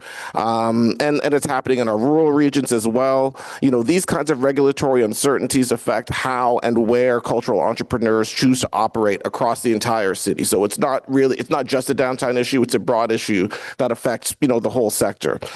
Business owners, they shape decisions about opening a venue or investing in the space or upgrading equipment or even continuing at all based on predictability and the regulatory environment, as Geneviève and Matthias, rightly mentioned. And so and this connects, I guess, in some ways to a recent op-ed that I wrote in the Ottawa Business Journal about how we coordinate all of our efforts across the city. And I think that's one of the broad issues that I want to raise here, is that on one hand, we're saying that culture is essential to city building and economic growth. And then on the other hand, we introduce conditions that make it harder for entrepreneurs to design and operate spaces predictably that are fit for purpose. These policies don't just regulate noise, they shape whether cultural businesses can exist or do exist and how they're designed really from the ground up based on the regulatory environment. 1 minute. Thanks. As I said, this misalignment is a real risk and it applies citywide. And it's something that the sector is really organizing to try and work with the city to mitigate. Across music, nightlife, and broader cultural industries, there's a growing level of coordination, professionalism, and investment. Organizations, venue operators, and cultural workers are actively working to build sustainable businesses and contribute to the city's economic and cultural life. And if we're being asked to grow, invest, and help drive activity across the city, then we do need a regulatory framework that coordinates and allows us to do that with confidence. The solution here is not to remove enforcement tools, it's to pair them with clear modern policy frameworks that reflect how other cities are managing and how we need to balance and also balance broad competitiveness with other places. Thank you. Thank you for your delegation. Appreciate that very much. Any questions for this delegate? Seeing none, thank you for your time today. Thank you, sir. Okay, our 9th delegate is Alex Maltby. Good morning. Like everyone else, you have up to 5 minutes. Okay, I will try to be brief. I feel like I'll make more friends if I'm brief. I'm not going to be redundant and repeat things, but I'll try to reinforce some of the points that have already been made. I'm wearing 2 hats today. One is representing my organization, Arts Ottawa. And we firmly believe that arts and culture is not a nice to have or supplementary to, but is a foundational component of civic infrastructure and our social lives. And I'm also here as just myself. I have extensive experience as a musician and as a sound technician, event and concert booker, talent booker, promoter in small and mid-sized venues throughout the city. Many of these are cafes or brunch spots by day, and by night become cultural and community hubs and incubators for the next generation of artists in our community. I've dealt with bylaw officers many times and have honestly never really had any issues. And I think this is because our spaces have always been managed in a respectful, professional, and community-oriented way. It's not controversial to say that space is a central issue and challenge for our local arts community, specifically around affordable, consistent, sustainable, and familiar spaces, particularly within the performing arts. The ambiguity of the language in some of these proposals is alarming and further undermines the agency and predictability of what is already such a precarious and exhausting labor of love for anyone involved in event production. Like my colleagues, there is this incoherence in the language around the relocation of speakers, which demonstrates a lack of familiarity or expertise in the running of an entertainment venue, particularly because speakers, as has been mentioned, are often hardwired or to the walls, which then creates an additional public safety risk.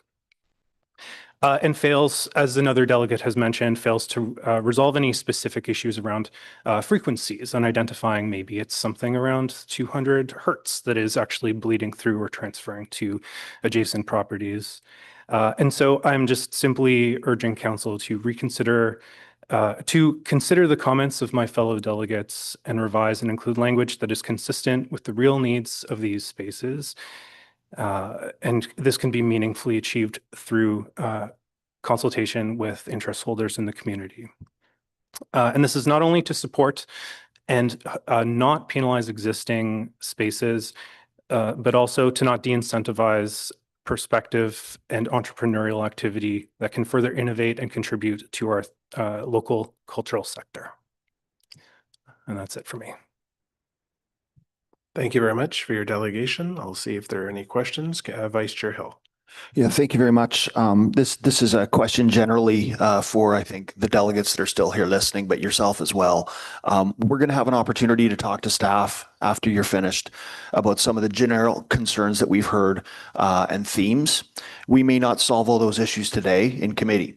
But this report's going to come to council in about a week and a half's time. Okay, so we've got between now and then to address the issues, to fix the low-hanging fruit, and to make some adjustments that may need to be made. Okay, so I just want to highlight the importance of probably the next 3 days of this week to do the business we need to do in order to make some of these issues land. Okay. Thank you. Not a question, but thank you for raising that with our delegates. I don't see any other questions for you, so thank you for coming today. We appreciate your time and the time of all delegates who have either written or presented today in person or virtually. So thank you to everyone. Now we will enter into the question period for staff. I have asked the general manager to just provide an opening comment and response to some of the concerns that we've heard today from members, the delegates that we've heard, and then I'll take questions from members of the committee. So please go ahead, General Manager. Thank you, Chair, and thank you for the opportunity to provide a comment before we take questions. So this is just a reminder to members of committee that this review is focused specifically on food premises licensing, rather than a broader review of the noise bylaw or amusement licensing. Where there is overlap, it is simply to streamline our processes. Businesses that operate as both a food premises and an amusement venue would require only one license instead of two. Tools such as relocating sound equipment and requiring an engineer plan are for cases of ongoing non-compliance and to support compliance with the existing noise bylaw. And it's not the city's practice to comment on matters that are before the court. A comprehensive review of the noise bylaw itself is anticipated as part of the next term of council's bylaw review work plan. Importantly, these measures are not new. They already exist through the application of license conditions.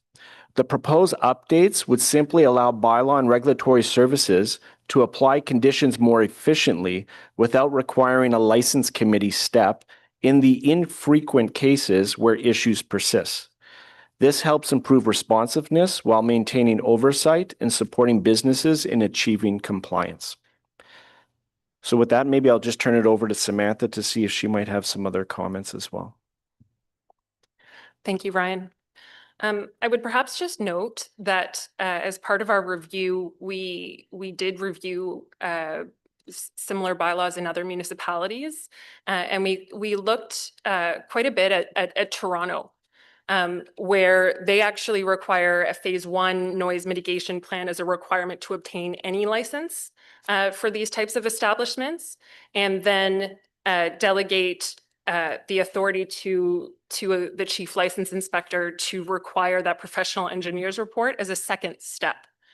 And so in considering our approach, we looked at that and certainly considered it, but recognized that with most of these establishments, there aren't issues, or when there are issues, they are dealt with through our education-based enforcement. And so we didn't necessarily think it was appropriate to require this extra administrative hurdle of a phase 1 report for all licensees.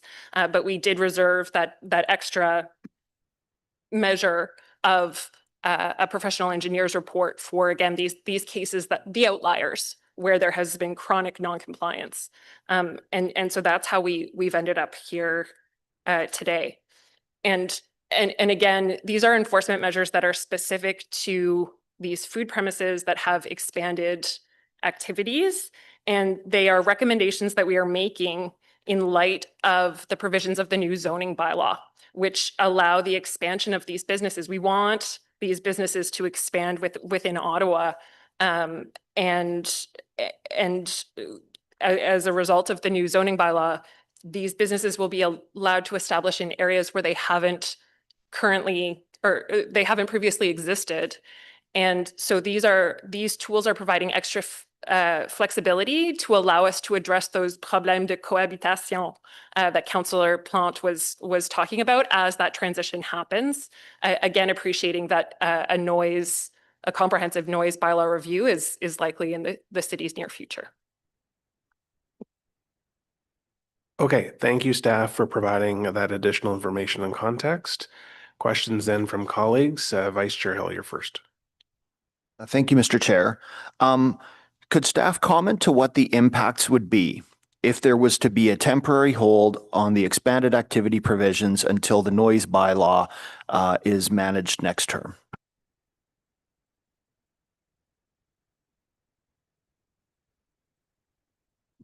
Mr. Chair, it would, I imagine in that instance, perhaps my colleague can speak to it more, but in that instance, if these reports were required, he could continue to seek to impose that as a requirement through the licensing appeals committee, as he currently does. Thank you, Sam, and through you, Mr. Chair. At this time, it really just makes the process a lot more efficient for situations of chronic noncompliance.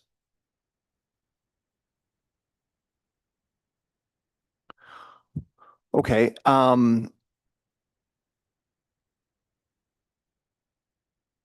Sorry, I'm going to go a little all over the map because I took a lot of notes here. So I will just refer back to the comments I think that were just made to summarize the assessment of some of the delegates in terms of the specificity of this report to food services. But my understanding from the report is that we are a bit more broad than that. Like, this does speak to entertainment.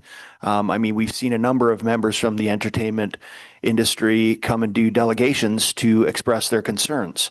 So I think there is a bit of a disconnect there. Could you speak to the entertainment component of what this report addresses and governs so that we can make sure that we're not inadvertently undermining some of the economic development objectives that we have? Mr. Chair, thank you for the question. Perhaps to provide some additional context, there are currently, I believe, 189 licensed amusement places in Ottawa, and 170 of those are food premises as well. So there's a very large overlap between the food premise licensees and the amusement place licensees. The majority of those licensees are in fact both. And so this started out as a food premises license review, and that has been certainly the work that we have been undertaking in the last several months.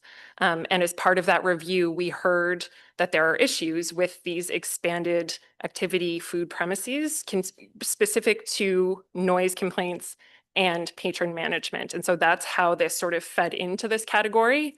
And then again, because we are looking at these amendments for food premises, we felt that it would be appropriate to include the same requirements for amusement places to ensure consistency between the two licensing categories. So could you clarify for me then, in terms of the requirement for a license, entertainment license, would having a DJ or a live guitarist coming in on a weekend, would that obligate a separate permit, or would that be encapsulated for a restaurant owner in their normal operations? Through you, Mr. Chair. And in these situations, Councillor, live music being held in a restaurant later in the evening would require a place of amusement license. And Chair, if I could just add, and that's part of the recommendation today, that in a scenario where you have both a food premise and an amusement license, you wouldn't have to apply for both categories anymore. You would have one license. So if I was a restaurateur, I would apply for my food permit, and that would include a section that incorporates having live music come on the weekend. Thank you, Chair, for the question. So our recommendations is the consolidation under the expanded activity food premise license. So for locations that are principally a food premise that host these extra activities like live music, they would then enjoy the benefit of applying for that expanded activity food premise license class, and that would be covered under that one singular license, yes. Okay, and should I wish to do that, would I then have multiple inspectors coming, fire marshal, et cetera, because I've got different components to my restaurant, or would I see that get consolidated and perhaps more efficient? Thank you for the question, Councillor. Through you, Mr. Chair. Through the consolidated process, it would require one inspection from bylaw services as a result versus multiple. Okay, and that consolidation is articulated in this report. That is the change that is being recommended, is that we're going to go from an environment where we have multiple potential inspections that could be considered redundant to an environment where we would consolidate that and have one inspection. That's what this report is saying. That's what we are going to vote on. That's what's going to happen May 31st if this goes forward, is that there will be one fire inspection instead of three for a restaurant that has live music, et cetera. Through you, Mr. Chair, rather than having multiple licenses, it'll be one license for these types of situations with singular inspections. Okay, thank you. We heard comment about home-based food handling, and I think an agreement that there's not a regulation component that's desired there, as that would perhaps be significant on them, but an interest in a food handling certification, which is inexpensive and fairly easy to do. Is that something that this report would support, or that we're not speaking to, or that we care about? Mr. Chair, the certification would potentially fall outside of the scope of this review, because we aren't recommending that we impose a licensing requirement, and therefore the enforcement of that food handling certification, our mechanism to do that would be through licensing those businesses potentially. So it's not something that we're proposing at this time. Okay. And are there like provincial or federal regulations that go with food handling in general? I'm just thinking about a home-based business that would cook up some food for a celebration in the park or something like that, and then a bunch of people getting food poisoning. Like, is there other standards that would help us to prevent a circumstance like that from happening? So, Mr. Chair, part of the reason we're recommending exempting these businesses from the licensing requirement is that they continue to be subject to inspection and regulation through Ottawa Public Health. And I would again perhaps qualify that these are specific to low-risk foods, which tend to be more baked goods that don't need to be temperature controlled. And so to the extent that there are home-based food-based businesses that are preparing high-risk foods, those are not permitted. They are not permitted through zoning, and they're not, it's my understanding they're not currently permitted through the health, the HPPA, the provincial legislation.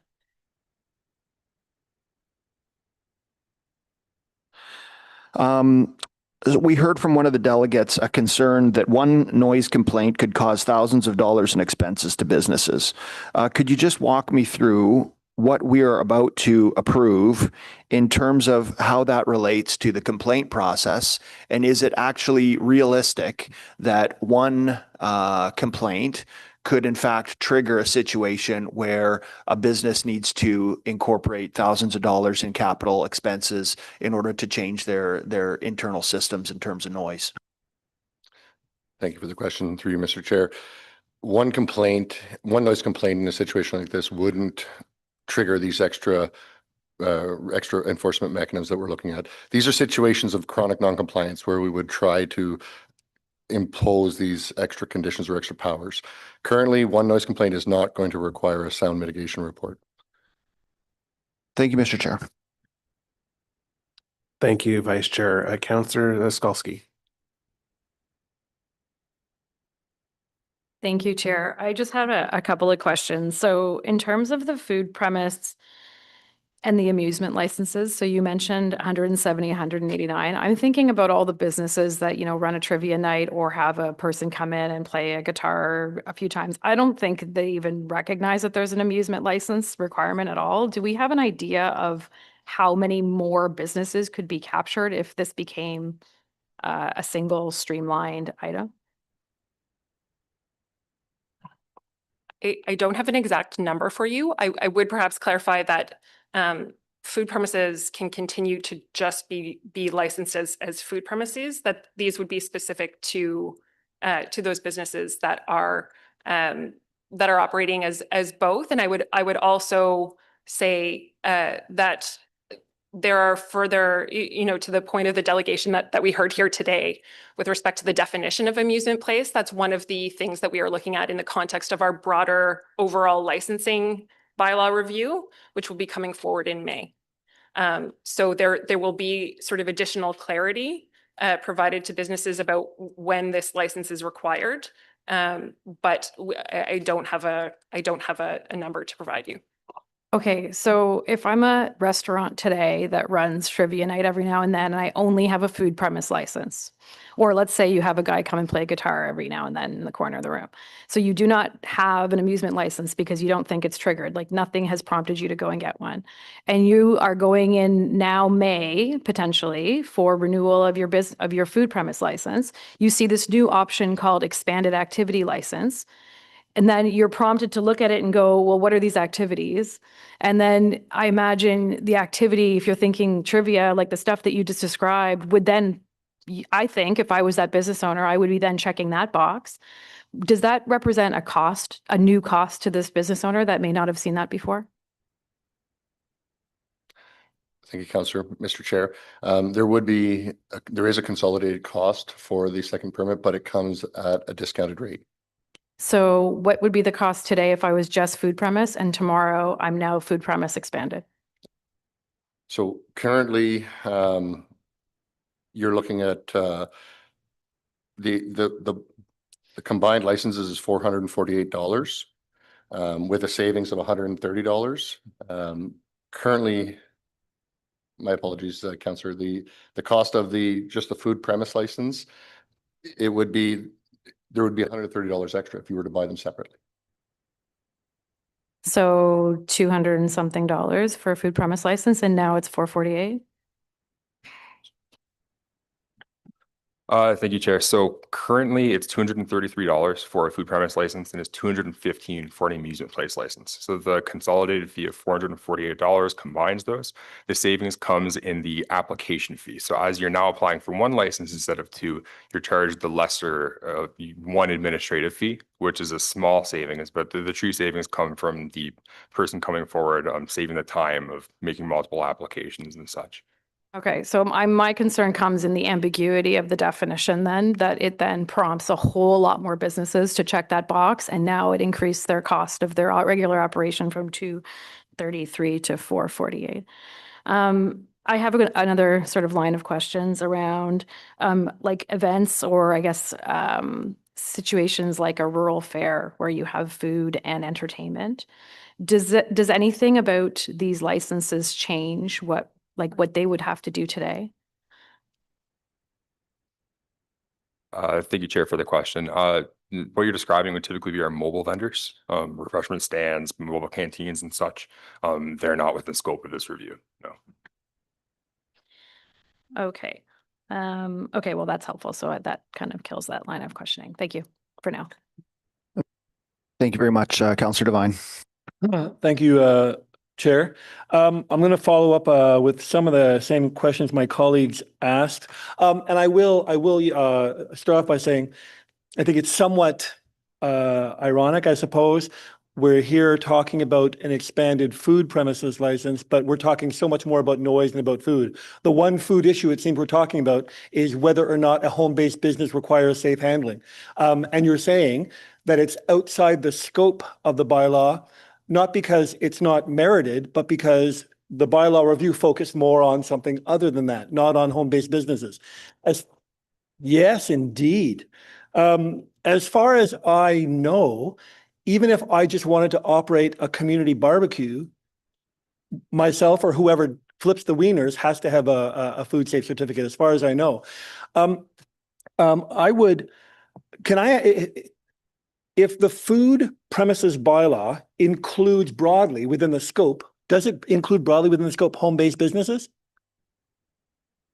Mr. Chair, most home-based food businesses are not permitted. And due to recent changes in the provincial legislation, now home-based food businesses preparing low-risk foods are permitted. And so they are subject to inspection by Ottawa Public Health, and we are not recommending that we license them as a business. It would be a new requirement. Currently, there are no home-based food businesses that are licensed. But with forgive me if I'm wrong, with the passing of the zoning bylaw, there may soon therefore be, correct? Only the low risk food businesses. The low risk could be baking cookies. Correct. Which you can certainly get sick from if they're not handled properly, any food. So can I ask, knowing that even if low risk baking of cookies, just like low risk flipping of hot dogs, if flipping of hot dogs requires a food safe certificate, according to City of Ottawa, as I understand it, why therefore would we not, because we're talking about you're talking about having concern over the imposition of a $25 fee, but we're not talking about having a concern over the imposition of a $200 fee for expanding food premises to amusement. So just so I understand, why would staff not have a concern that anybody baking cookies in their home-based business not have the same kind of safe handling certificate that I think you need for flipping hot dogs? Yeah. Thank you, Chair, if I can address the question. So under the Ontario Health Protection and Promotion Act, as well as its food premise regulation, these home-based food businesses are required to register with the local public health unit. Public health, I don't believe they're here today, can speak to that, but my understanding is their intention is to have an online registration portal for these home-based low-risk food businesses. And on that website, there is information relating to safe food handling, where they could obtain it. But they're currently regulated under different legislation, under the Health Protection and Promotion Act and its food premise regulation. But they're not required either by the province or by us. The province advises recommendations and guidelines, but not required. Is that correct? I'm sorry, can you clarify the question? I'll move on to a different topic. Councillor, I'll just say Ottawa Public Health is here. So if there are questions for Ottawa Public Health, I can ask their representative to step forward. Can I ask, as you Okay, walk down, I'll hold make the on. question go slow. According to Ottawa Public Health, would somebody operating a home-based business, once it's permitted under zoning, a home-based business to bake cookies and or whatever, low-risk foods, would Ottawa Public Health require that that home-based business have safe food handling certification? So under the food premise regulation, low risk operators or owners are actually exempt from having by law requirement for food handler training. It's highly encouraged for anyone. You mentioned the barbecuing. They're not required to have it, but it is strongly encouraged. I think it's just that knowledge, that education is important. All right, thank you. It's not required. I appreciate that. So there is no discrepancy. Thank you very much. Going back to the restaurant that just wants to have the solo guitarist play on the weekend, and they might therefore pay the extra $100 to have the expanded license. Can I assume then that they would be subject to all of the provisions, whether it be, I mean, if they were a repeat violator, that they would be subject to the provisions regarding relocation of equipment and or reports if they were a repeat violator? The recommendations would be for licensed expanded activity food premises. So on those, so it's those two issues, those two powers within the expanded bylaw, the possible relocation of equipment and the requirement of acoustic reports. That's what we heard, time and time again from delegates. Can I just get crystal clear clarity on that? Is it staff's recommendation that those conditions only be applied in cases of repeat violations? Because what we heard from delegates was that they had perhaps the fear or the concern that just by being the operator of Art House or by just starting a new cafe, that they would be subject de facto to these provisions, that they might have to, out of nowhere, staff might come in and say, move that there, and where's our acoustic report? Is that not the case? Chair, we seek compliance through education first. It's only in extreme cases where we see repeated violations where we would consider adding conditions to an existing license. Okay. Further to my colleague's question about could the definition of repeat violations, as I understood, complaints from one complainant would not be defined as repeat violations. But may I just get clarity on that? Would multiple complaints from one complainant, could that fall into the category of repeat violations that could trigger these powers? Thank you for the question, Councillor, through you, Mr. Chair. Depending on the situation, they're not always the same. Now, if we had, say, a large gathering of one evening and it resulted in 20 complaints, could that sort of trigger it? I would say no.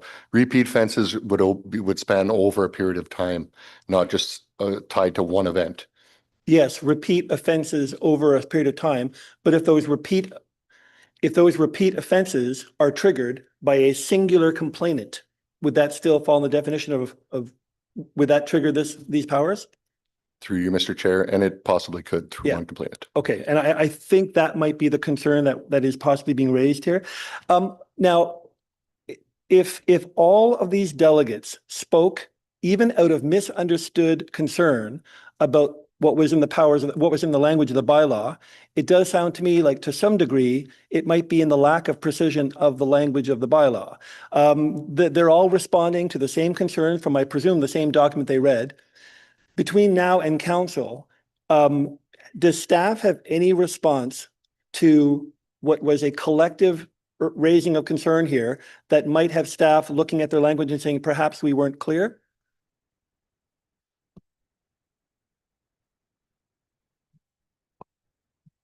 Mr. Chair, we have incorporated flexibility that's consistent with enforcement mechanisms into the report. We will certainly take away what we've heard here today and certainly welcome continuing those conversations. Thank you. I appreciate the fact that staff have made clear that it's only in extreme cases of repeat violations that these demands would ever be imposed. What I'll probably do is go back to delegates and see if that satisfies their concerns. And if they're like, no, look at this language here. We are subject to this, even if we do nothing at all. Look at that language. If they have that concern still, I'll probably come back. But if delegates are like, oh, okay, we didn't get it, I'm fine now, I'll probably be fine as well. Thank you very much, staff. Thank you, Chair. Thank you, Councillor Devine. Councillor Kelly, your hand was up. Did it come down by accident? No, I put it down because it was covered during my colleagues. Okay, fair enough. I just wanted to double check. Councillor Much, Lulaf. much appreciated. Okay, thank you. Councillor Lulaf. Thanks, Chair. Understanding that there are other types of small businesses that also require an amusement place license that don't primarily serve food, but may serve food from time to time. I'm thinking of coffee shops and local breweries. Are you doing the same sort of consolidation with the amusement place license with those businesses at the same time? Or are they going to have to apply for two licenses and still go through the same rigmarole that you're trying to prevent for food premises?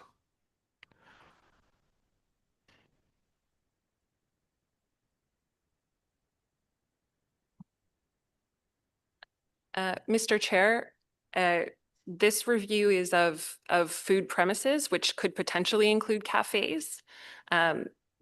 It does not extend to breweries, which would more likely be an amusement place on their own. And so there are different licensing requirements that would provide, but certainly the goal of this review is to provide consistency among the two license categories. I think it could be argued that like many of the smaller local breweries around the city aren't primarily amusement places, but are like tap rooms that happen to have some seating capacity. It would just, I think that it would make sense that if we're doing this sort of consolidation at a place that primarily serves food, that we would do the same for these sort of smaller tap rooms. Mr. Chair, so if the brewery were to serve food, it's very possible that they fall under this food premise category. If there's questions about non-food premises that would fall under amusement places, or if there's a potential other licensing category, that's certainly something that we would be happy to look at in the context of our broader licensing bylaw review. Okay, I would suggest that if we're doing this sort of consolidation with places that have amusement as sort of an ancillary activity, that we look at all places that have amusement as an ancillary activity and try to do that consolidation for each, rather than having this sort of standalone license that some are now going to have to apply for and some aren't. For me, I think it should be about consistency and providing the same sort of opportunity for different businesses that have entertainment as an ancillary activity. And I think that that's something that we may have maybe inadvertently or maybe just by design overlooked through this review, because we're looking specifically at places that are serving food.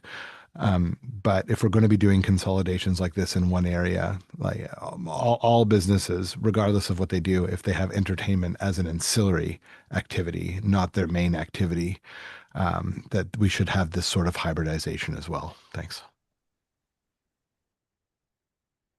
Thank you, Councillor Luloff. Vice Chair Hill, back to you.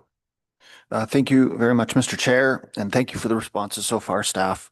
So just piling on a few of the comments from my colleagues.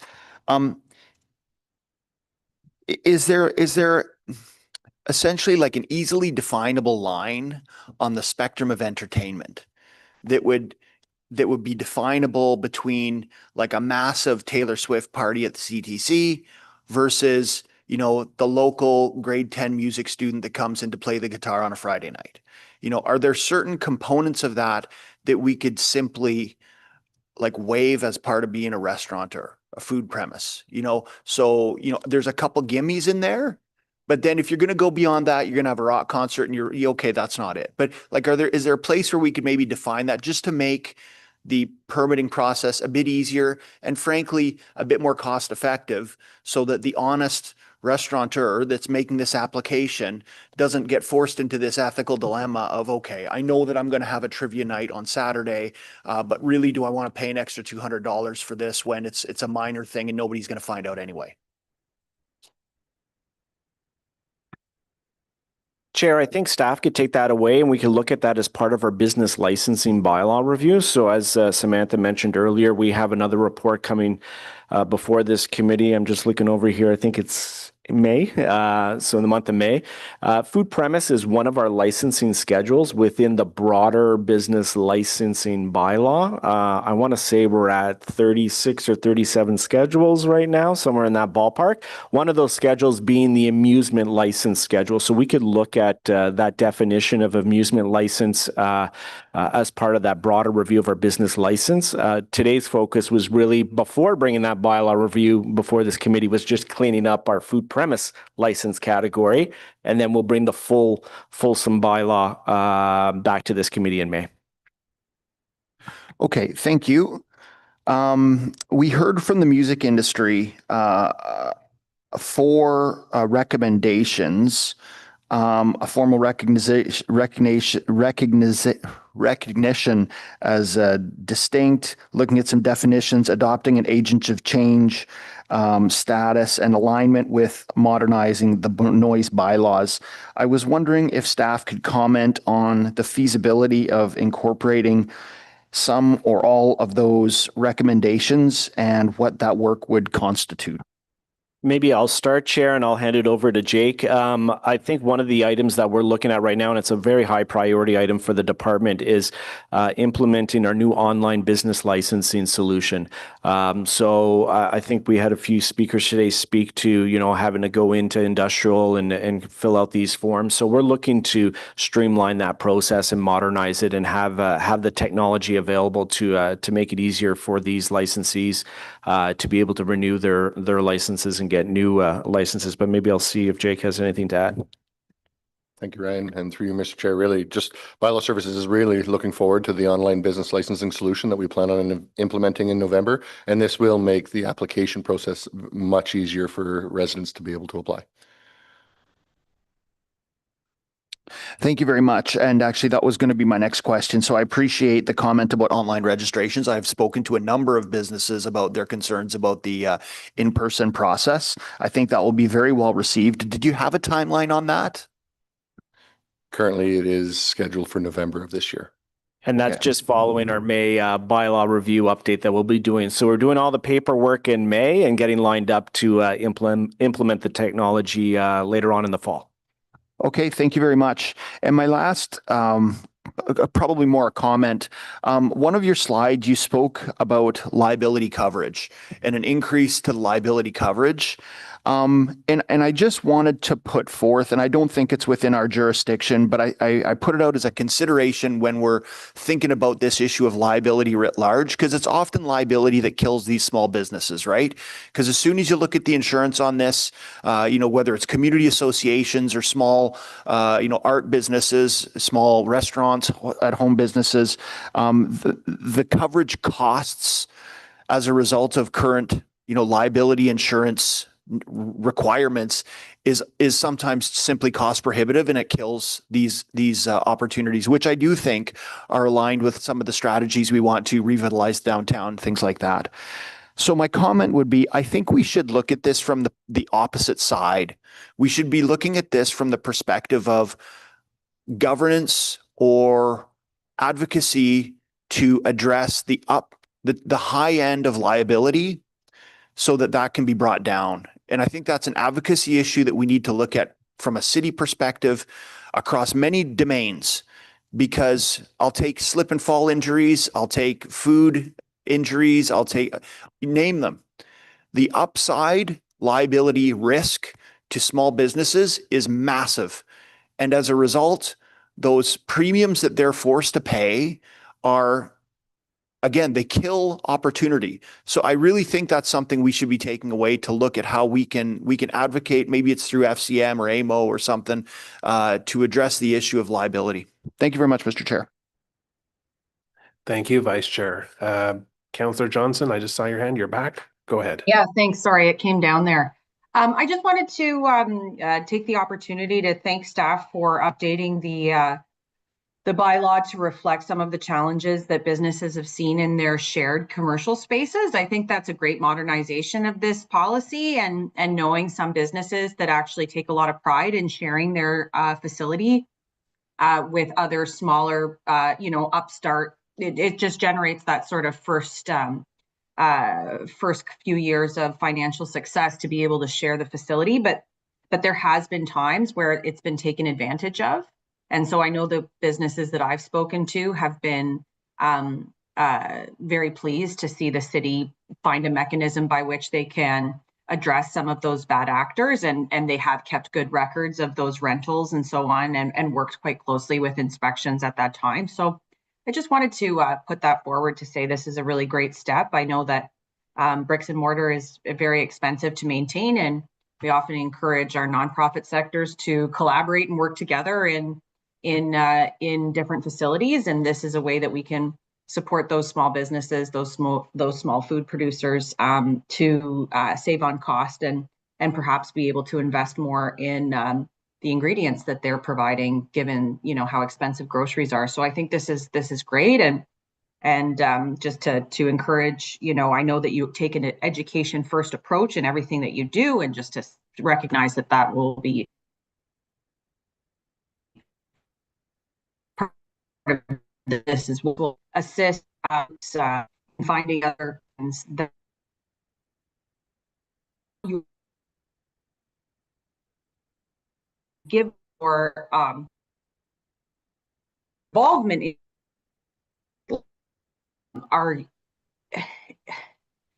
we're all I keep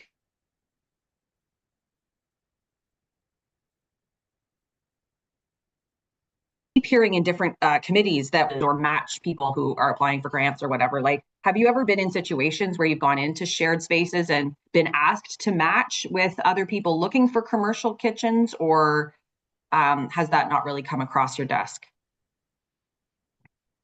Did you catch all that? Councillor Johnson, you did freeze for a little bit there, but I'm just seeing Oh, rats. I'm sorry.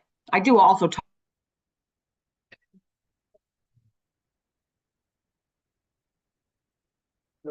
She's now off. I mean, obviously, Councillor Johnson has the ability to reach out to staff between now and council to follow up with any questions. So I'm sure staff will be receptive to those. I don't want to take the vote without Councillor Johnson with us. I'm going to wait a second or two. Is staff able to give her a call by any chance? Okay.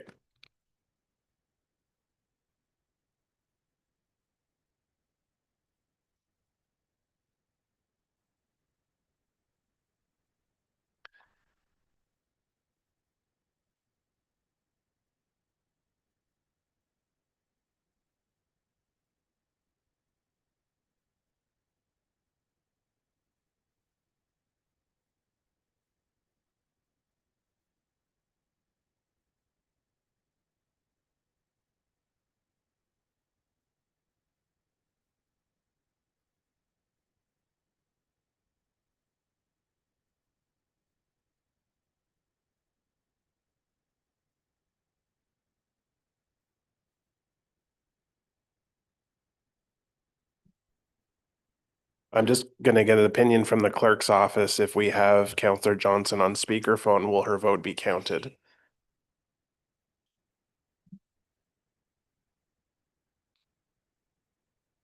Chair, if I could have a moment to check with legal to just confirm that's in conformity with the clerk's procedures for virtual participation. All right, thank you.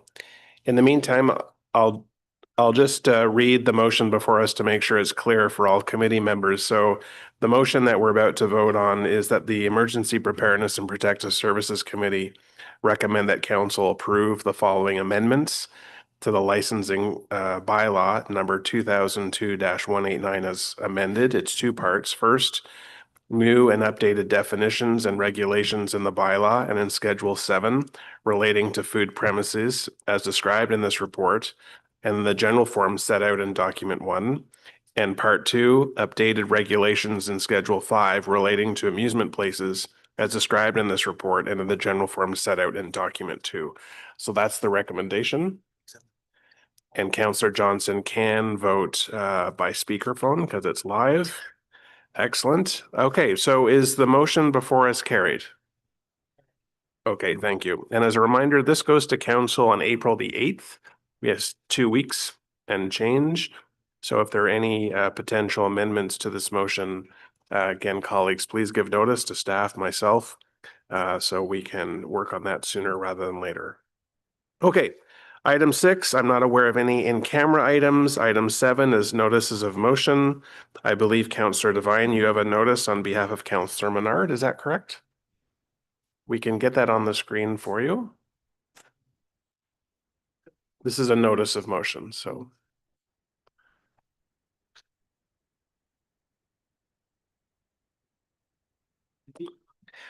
Whereas the City of Ottawa's bylaw review work plan identifies regulatory bylaws for review or development in each term of council, and whereas pursuant to Section 129 of the Municipal Act 2001, a municipality may prohibit and regulate with respect to noise, vibration, odor, and dust, and Whereas the city's noise bylaw regulates noise in order to preserve, protect, and promote public health, safety, welfare, and the peace and quiet enjoyment of property by residents of the city of Ottawa. And whereas the Ontario Ministry of the Environment, Conservation and Parks has published provincial environmental noise guidance, including publication NPC 300, Environmental Noise Guidelines, Stationary and Transportation Sources, Approval and Planning, respecting the control of noise emissions from stationary sources and related land use planning considerations.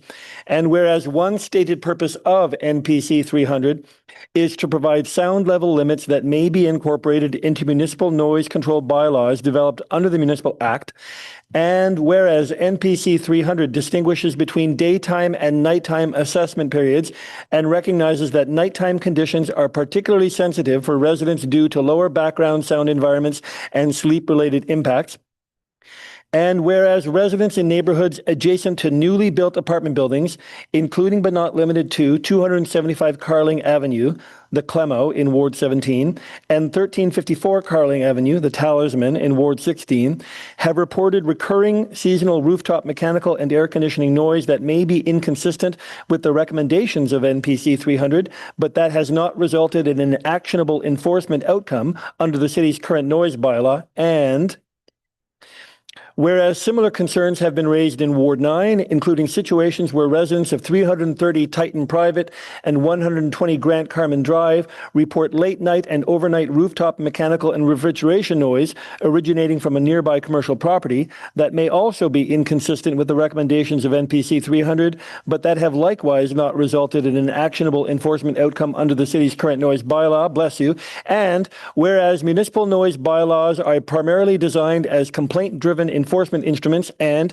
in practice, enforcement outcomes can depend on whether noise exceeds prescribed thresholds at the time and location of measurement, which may unintentionally create expectations among residents that bylaw enforcement alone can resolve technically stationary source noise conflicts. And whereas NPC 300 emphasizes a proactive approach to minimizing conflicts between noise-sensitive land uses and stationary noise sources at the earliest stages of land use planning and development approvals, suggesting that planning stage controls, such as equipment siting, noise studies, and mitigation measures secured through development approvals, may in some cases be more effective than after-the-fact enforcement alone. Therefore, be it resolved that staff include a review of the noise bylaw, including any disparities with the recommendations of the NPC 300 guideline, as an item for consideration is part of the development of the bylaw review plan to be approved by the next term of council. Thank you, Councillor Devine. So that motion will be considered at our next meeting, which is April 16th. Are there any other notices of motion? Are there any inquiries? Go ahead, please, Councillor Devine, or sorry, Councillor Hill. Thank you, Mr. Chair. This is an inquiry to Emergency Protective Services. A recent CTV news story found that roughly 55 fires were started by lithium batteries over the last 2 years. With lithium batteries being an active part of most Ottawa residents' day-to-day lives, it would be valuable for council to better understand the impact these devices have on the Ottawa Fire Services. With that in mind, please consider the following questions. Of the 55 fires identified by OFS to be started by lithium batteries, how many resulted in structural damage to a home or vehicle? To better understand historical trends, how many fires per year were generated by lithium batteries since 2023? What percentage of total fires responded to in each of those years were caused by lithium batteries? What factors make a home more vulnerable to a significant fire caused by lithium batteries? What devices are most frequently found to have issues with lithium battery fires in Ottawa? And how does OFS and the City of Ottawa currently communicate the dangers of lithium battery fires to the public? How does the service track the effectiveness of its outreach efforts? And does OFS require additional resources or support from council or other levels of government to respond to lithium battery fires or to reduce their frequencies? Thank you, Mr. Chair. Thank you, Vice Chair. Are there any other inquiries? I have one, which I've written out and I'll give to our committee coordinator in a second.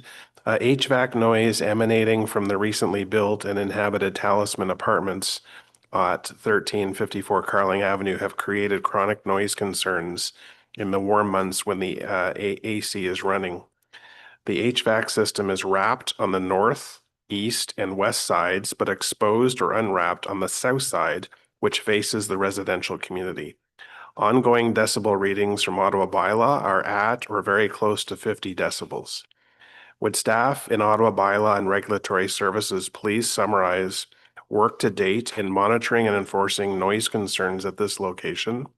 What additional steps can Ottawa bylaw take with this property owner to mitigate noise from their HVAC system? Thank you.